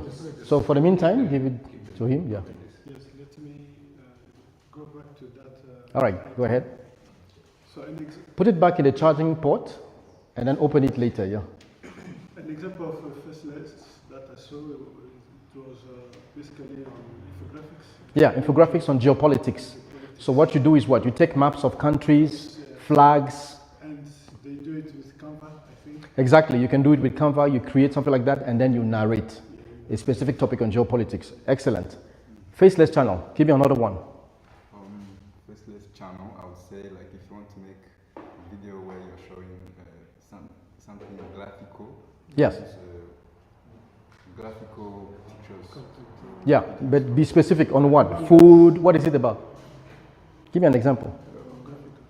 He was talking about politics. What could you be using graphics for? What domain? Like housing. Exactly. It could be, for example, construction. So you do graphics on construction. Very nice. Another faceless? For another faceless I can talk about is the people who want to show the new place. It's like for here, the people want to show how can find a beautiful place. All right. Yeah. Tips on places to enjoy in Kigali, for example. Totally faceless. You just put your voice, and then there's a camera, showing. You don't have to be there. Excellent. Another faceless? Another faceless can be the writer. Yeah. You can be a writer. Yes. And you know how to make the stories. That's right. You can create a story for kids or for... Yes, like kids' stories. Absolutely. Excellent. Another one faceless? Infographics. So somebody talking about business using carousels. Yes. Image carousels. Exactly. Giving business tips. Yeah. Excellent. And the last one? The last one would be kid cartoons. Yeah. Like Cocomelon. Absolutely. You know this one works like, I'm telling you, this is one of the best. That's why you see when you post a video on YouTube, question number 1, is it for kids or not for kids? Have you seen it? Yeah. The kids, man, the kids niche is huge. Do you know why? Because parents want to get rid of them. When my baby was less than a year old, he could stick to the screen the whole day. And we were busy doing something. I'm telling you, it's not easy to raise kids. The moment my kids hear Coco Melon, wow. Just go on YouTube and put Coco Melon kids reaction. You will just laugh. And these guys are making a lot of money, the Coco Melons. I want somebody. And you know what? Many businesses struggle to grow. Yes. And they reach a certain stage and then they don't know what to do. They've reached maybe 100,000 USD and they want to get to 1 million. Whatever they are doing isn't working. So they need to come. They come to people like us, and we help them operate on a different operating system. What do? You are also in sales and marketing. Yes, I am in sales and marketing. I am the marketing and sales manager for a tech company here in Rwanda called VTG Hub. So we provide tech solutions, web dev and software development, app development to clients and companies all around Rwanda and hopefully across Africa. You look less Rwandese. I am not Rwandan. Yeah, I'm not Rwandan. Okay. I am Ethiopian. Okay. I studied here at the African Leadership University and now I continued. So I'm working. Okay. How did you approach us? For my line of work, I usually refer to YouTube videos, TikTok videos on like how I can, enhance my career or my sales and marketing skills. And I came across your video where you were talking about how like sales is part of, growing in companies and everything like that. And then I was like, oh, okay. I started watching more of these videos. I started relating so much more, taking notes on how I can actually improve my skills. And from there, I reached out to you on TikTok, and then we exchanged contacts. And you ended, okay. Honestly, we're a very small team. I am the marketing manager, and then we have, well, for marketing, since we have like the graphic designer, we have that, and then we have a consultant. Okay, and where are you based? Based here in North. You're based in Norsken? Yes. Okay, we are neighbors. Yes. Okay, what are the challenges you're facing in terms of sales and marketing? Because software is much harder to sell. It is. And internationally, prices are set in dollar terms, not Rwanda francs. So how are you able to sell your services? I mean, it depends on, like, okay, not depends, but it requires consistency. You would have to press a lot of people. Like, you have to keep communicating with these clients, trying to close the deal. It's not a one-time thing because here sales is pretty hard in Rwanda. Like, sales is a pretty tough job. Why is it hard? It's hard to convince someone to buy your product or to sell your service to someone easily. So you have to go up to maybe 5 to 10 back-to-back meetings, and then you have to, convince them properly. So with that, I have made some kind of progress, but at the same time, there's like some struggle that fits into sales and marketing in Rwanda, especially. Okay, I also hear that in Rwanda, people are very price conscious. What is your experience on it? Okay, from my experience, they are a bit price conscious, like pretty. What, they like haggling? They like discounts? What is it? They like haggling. They would prefer discounts and price ranges. So how do you manage that? Well, in sales, you have to convince and you have to, Okay, you mentioned that you have to meet them 5 or 6 times. Why 5 or 6 meetings? Just for us, simple software or simple web or app solution. Isn't that very costly? Because meeting 5 or 6 meetings is travel cost, time. It's costly. You're eating into your profit. It is, but like not digitalization, but like maybe tech companies. There are a lot of competition around that, especially. Like everybody, not everybody, but like there are a lot of tech companies that would love to provide services. Lots of software developers. Yes. Okay. So there's competition. So And in Rwanda, you'd like to take the cheaper alternative sometimes. Okay, so price consciousness again comes into play. But also this back and forth 5, 6 times is expensive. It is eating into your profit. How can you do it differently? Well, in terms of sales, you can digitalize it as well. You can market it online. So what platforms are you using? How are you marketing online? We use Instagram, LinkedIn, X. So that will generate leads. Yes. How do you convert your leads into sales? From now we have leads, right? So once you have the leads, you reach out to them. You basically market your product. You talk more about it. You basically boast about your product. Give them a reason to have that meeting with you. From there is when you start building that relationship with someone and convincing them to be. Okay, let's do a role play. Or you're trying to sell me your software.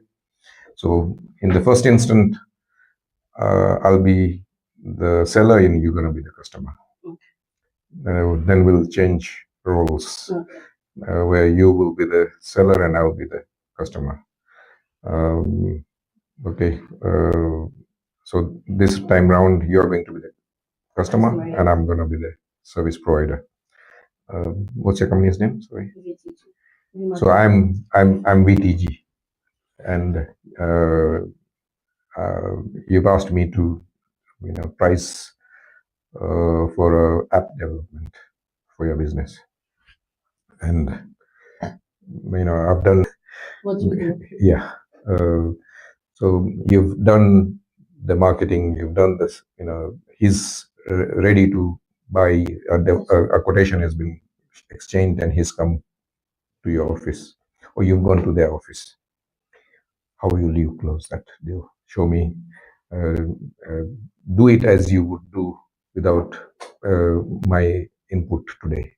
Okay. So your normal So- pitch would be what, and how would you try to close it? I would go, if I would go or they come to us, I would give them first, it's a technical proposal of how we're going to build the software for them or the app, and then why, like every phase or every, like, everything that's provided on the document or on the technical proposal is needed. From there, I tell them everything, and then I provide Okay, them did you with the send the quotes. proposal by email? Yes. And he's seen the proposal and Yes. come to you. Yes. Why are you still explaining the proposal? Well, not explaining per se, but maybe just bringing up a few points that obviously, a client would have questions. Of course. Regardless. They'd have And mostly they'll be based around price, Yes. Price, time. yes. The timeline and everything. So you Yeah. now bring up those parts, not everything, not to discuss everything because that's just repetitive. Mm. So you now bring up small points, and then after that you provide the quote. Mm. Say, okay, this is what we're going to do. This is how much it's going to cost. Are you ready? Okay. Should we start? Let's put an arbitrary price on it. 750 is the price that you've quoted to me. Okay. Now, try and sell it to me. So I'd say, okay, so after after we've concluded everything, here is the quote. Basically for our services, I will quote you with $750. That's a hefty price, Idris.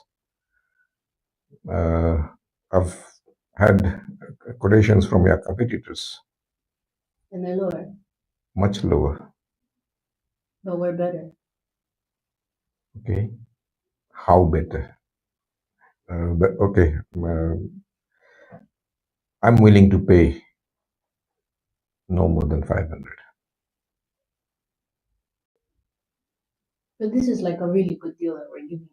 750 is a whole package. Like plus, we would even have after we've delivered the services to you or the app to you, we can still keep communication. If there's any fault, we will come back to you. You will never lose us. As I told you, my baseline is 500. This argument is going nowhere. How about I tell you, like, this is a really good deal. You've said that 3 times now. That doesn't make it a good deal.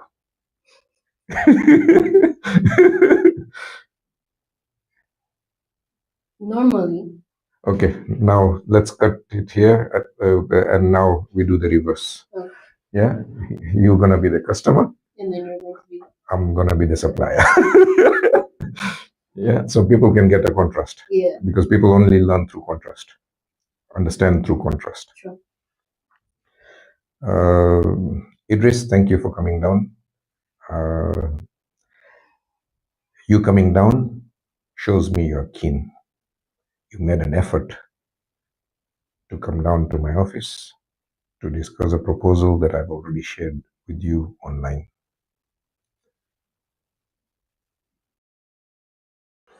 And from the project that you want us to do, it seems that it is quite important for you and your business.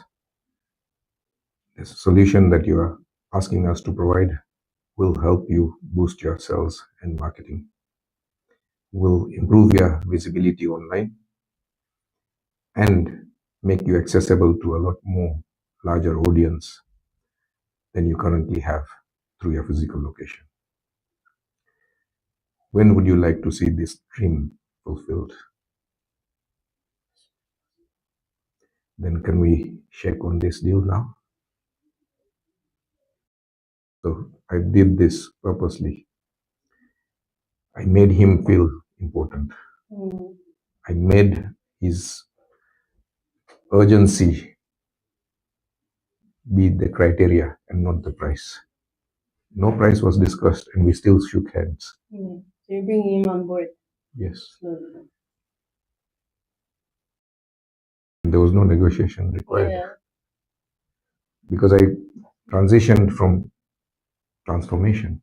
I'm not selling a service now, I'm selling a transformation.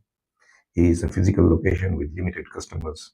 He wants to go online and have unlimited access to customers. You have to, in sales, you have to, the larger the transformation, metamorphosis is one event that happens in nature where a caterpillar turns into a butterfly.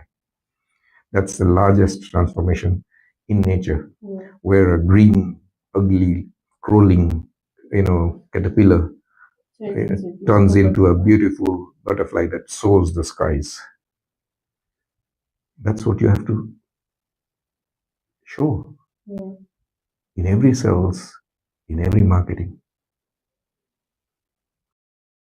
Never, and even if they do say, okay, now let's say now you still argue with me with price. So Idris, the price is 750. Can we move on your dream? It's too much. True, it is too much. I can make it more. My normal customers pay 1,000. I'm doing it for 750. Would you like me to do it for 1,000, or can we shake on 750? Obviously 750. Yeah. So again, by increasing the bar, you're making it more palatable. Instead of, because every time you're discounting, what are you doing? You're cutting into your margin. You're cutting into your profit. And if there is no profit, how can you grow your business? We are in business to grow, to make profit. Without, every time you're discounting, you're devaluing who? Your own company. Your own product, your own service. You're devaluing yourself. There is a fee to be paid for it. People are willing to pay if you show them the journey of transformation, rather than show them a journey of price cuts. Supermarkets also operate in Kigali. Even for simple products like toothpaste, soap, they don't negotiate. The price is there. Yeah, there is clarity of price, clarity of display. They provide amenities, car parking space. They provide trolleys for you to not have to carry the goods. And that's why they're able to charge the price that they're charging, and they're not expecting you to haggle with them. If supermarkets can do it, why not a software company or any other product company or service company? The reason why people are expecting discounts, stop entertaining it. Show the transformation.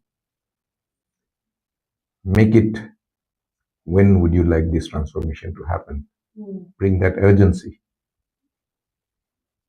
that need, and the sale will happen automatically.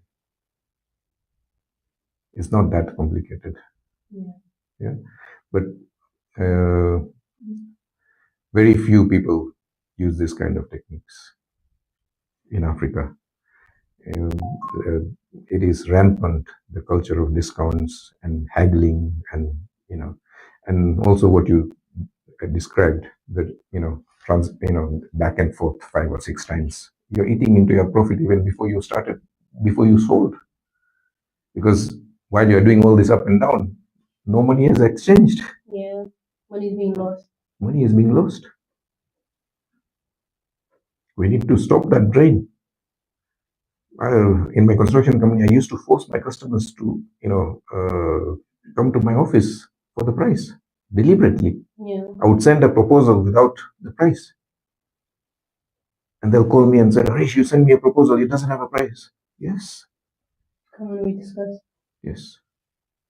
I'm glad that you use my words. I'm learning.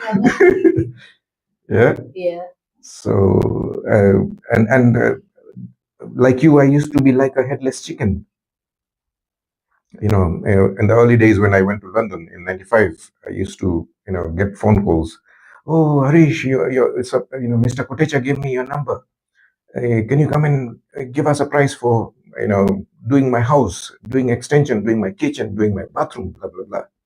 And I would, do a hard day's work, go home, eat, not eat, and run to prepare do a survey and prepare a proposal. And I would send it out with, payment schedules, work schedules, everything. And 5 days later, Ramesh, I sent you a quotation. What's happened? Can we go ahead with it? Oh no, Harish, your price is too much, too expensive. Oh, we have got another builder. Oh, we are not going ahead with it. It's too expensive. So they'll come up with bullshit excuses. And 2-3 months later, I'm passing nearby. I see their site, and some Eastern European is working on it. And when I talk to him, he shows me my paperwork with just different prices. My descriptions, my paperwork, Just the price is different. prices are different. I said, this is abuse. People are abusing my work. I stopped doing that. So the next system, I created a filter for time wasters. So out of 10 calls, I'll get phone calls like this. Oh, Harish, we've been given your number by so-and-so. Can you come and do this? I would love to come and do a survey and give you a price. But before that, is it possible for you to come and see the job I'm working on at this moment so you can judge the workmanship for yourself and meet one of my clients that we have finished their work with before we can discuss anything more? And 8 people will filter themselves out. Oh no, I don't have time. Oh no, I just wanted a price. Oh no, blah, blah, blah. 2 people that end up coming to see my site and meeting the client, and client saying, Harish did this job 2 months early. He did this extra window. He did not charge me, blah, blah, blah. That is more valuable to me than any other marketing that I could do for myself. My customer beating my drum speaks 1,000 times louder than, like a word of mouth. Than me beating my own drum. Me beating my own drum is boasting. Yeah. But you have to if you're But my customer beating my drum is more effective. And of the 2 people that made an effort, I did friction in this transaction. I deliberately made them make an effort to show their intent. One person is ready to, he says, Mr. Dabasia, the lady that you introduced us to, she talks very highly of you. We would like you to be our builder. When can you start? No price, nothing. They're committed. The one that then says, okay, we've done all the things that you've asked. Now, can you come and do a survey? So I would go and do a survey, then send a proposal without the price, and then force him to come on site to my office. And I would get another 50% conversion that way. So from 2 people visiting my site and my clients, I'm getting 75% conversion. No running around, no proposals, nothing.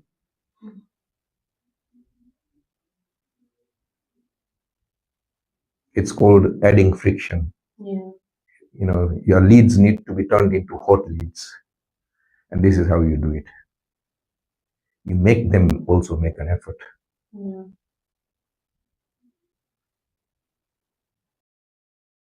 It has to be a two-way street. Yes.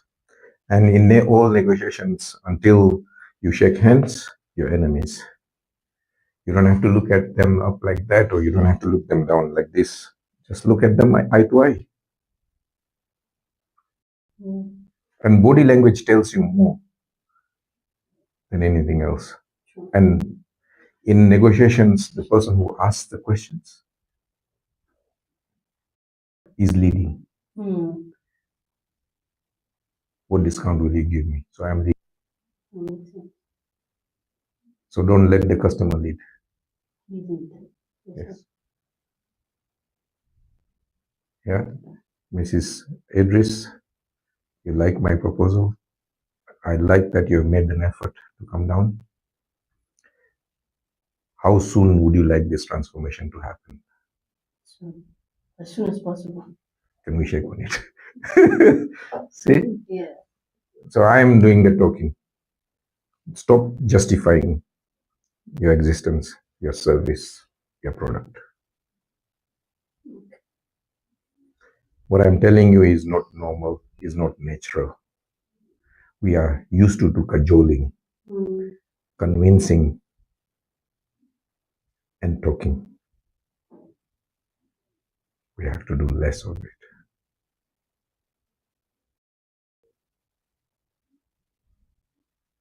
It makes no sense to, especially female marketeers. But it is a tried and trusted method. It has worked for me in my construction, it has worked for me in my property business, it has worked for me in my renewables business, and it is now working for me in my marketing business. You have to understand people's psychology. You know, your solution is delivering a transformation. If you see it as that, then and you make your customer see it that way, then the sale is done. Welcome to Capital Talk. It's 25 minutes after 8 o'clock in the morning. It's 11th of December 2025. It's also pre-weekend. My name is Jesse the African Son. I have my friend who is also my guest this morning. His name is Harish. All right. And today we just want to have a conversation on a millionaire mindset. It's a critical conversation because we're just about the time when people are making New Year resolutions. Now, New Year resolutions, it means you want to be better or you want to improve areas where you did not do better. It could be individually, it could be business. And so just having this mindset, if you're looking at 2026 in a very, different way, you have a bigger picture of what you want to become, what you want to achieve. But anyway, Harish is here. He's a business advisor. And I'll take the time to just go through the conversation with him. We want to know, what does it take to think big? What does it take to grow, to innovate, to bounce back when everything has not worked out in your favor? But how do you bounce back when you've fallen flat? And to build a future that you are proud of. And this morning, Harish, a respected business advisor here in Rwanda, he sits at Nalskin. He has experience from around Africa. He's worked in India. He's worked in London. And so he brings a wealth of experience, across all these markets. He's seen how different cultures approach success, discipline, risk, and growth. And he's here to share what Rwandans can learn from those global mindsets. He's also given me the assurance that in whatever I do, I should succeed. Harish, good to have you again on Capital Talk. Good morning. Good morning to you. And yes, New Year's resolution time. And some people want to become fit. I know. They want to lose weight. Yes. And some people want to succeed. Those people who want to succeed in business approach me. And success is engineered. You don't become a millionaire without a plan in mind. And I don't believe in luck. You may be lucky, you win a lottery, but most lottery winners lose it within the first 3 years. So luck doesn't, may have a part, let it be a bonus. but you have to engineer your success. And if you're building a bridge, then you need to know the strength of the columns, how much weight it can take, the beams, and then the deck. If you overload it, then it will crash. Similarly, in business, we have to engineer our success, and it starts with, there are no shortcuts in business. Nobody becomes a millionaire overnight. It happens during, it takes a long while, but some people achieve it faster than others. But it has to be engineered, and yes, mindset is an important thing. People need to deal with big problems and rich people's problems. If you want to become rich, then you need to surround yourself with rich people. Serving poor hardly makes anyone a millionaire. When you serve the poor people? Yes,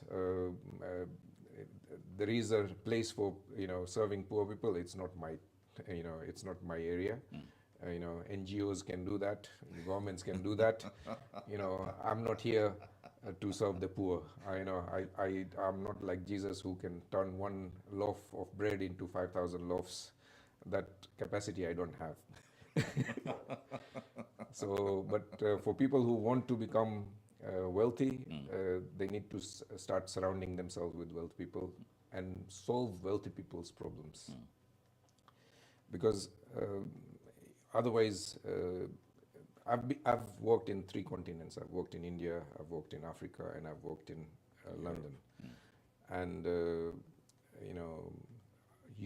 Africa seems to have the fewest millionaires and billionaires throughout the world. That's very true.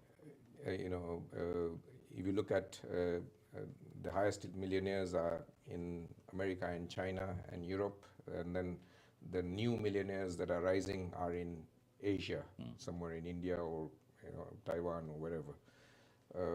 Why should Africa be left out?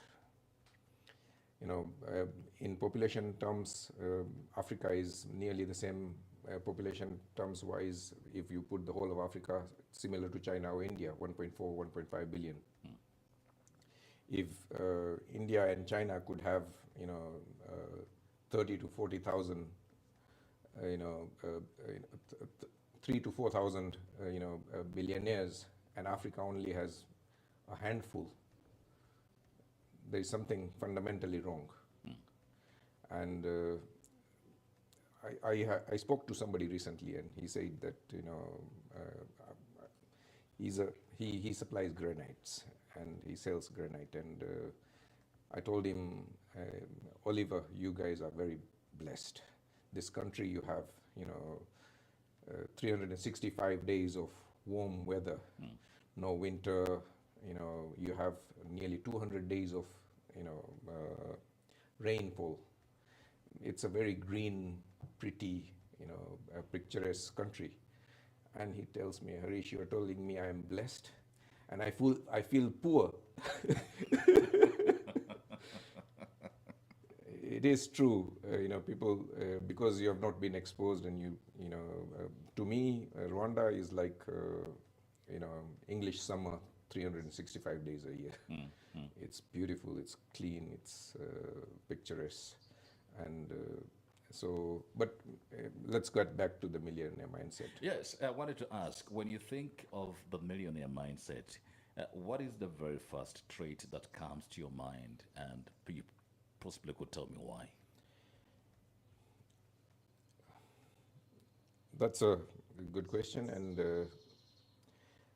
it is tough when you feel poor to think of solving big problems or think of addressing rich people's problems when you feel yourself poor. Just because you feel poor and you are poor does not mean that the world hasn't got money. There is more wealth created in the last 25 years than any time in history of life, of mankind. And that's mainly because of internet and all this thing. And now AI is going to be the biggest technological revolution.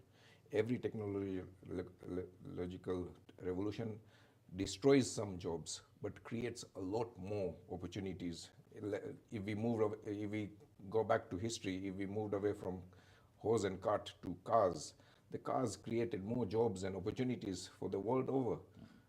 The same thing is going to happen now with AI. So anyone who wants to become the new millionaire, new billionaire, then needs to work with AI.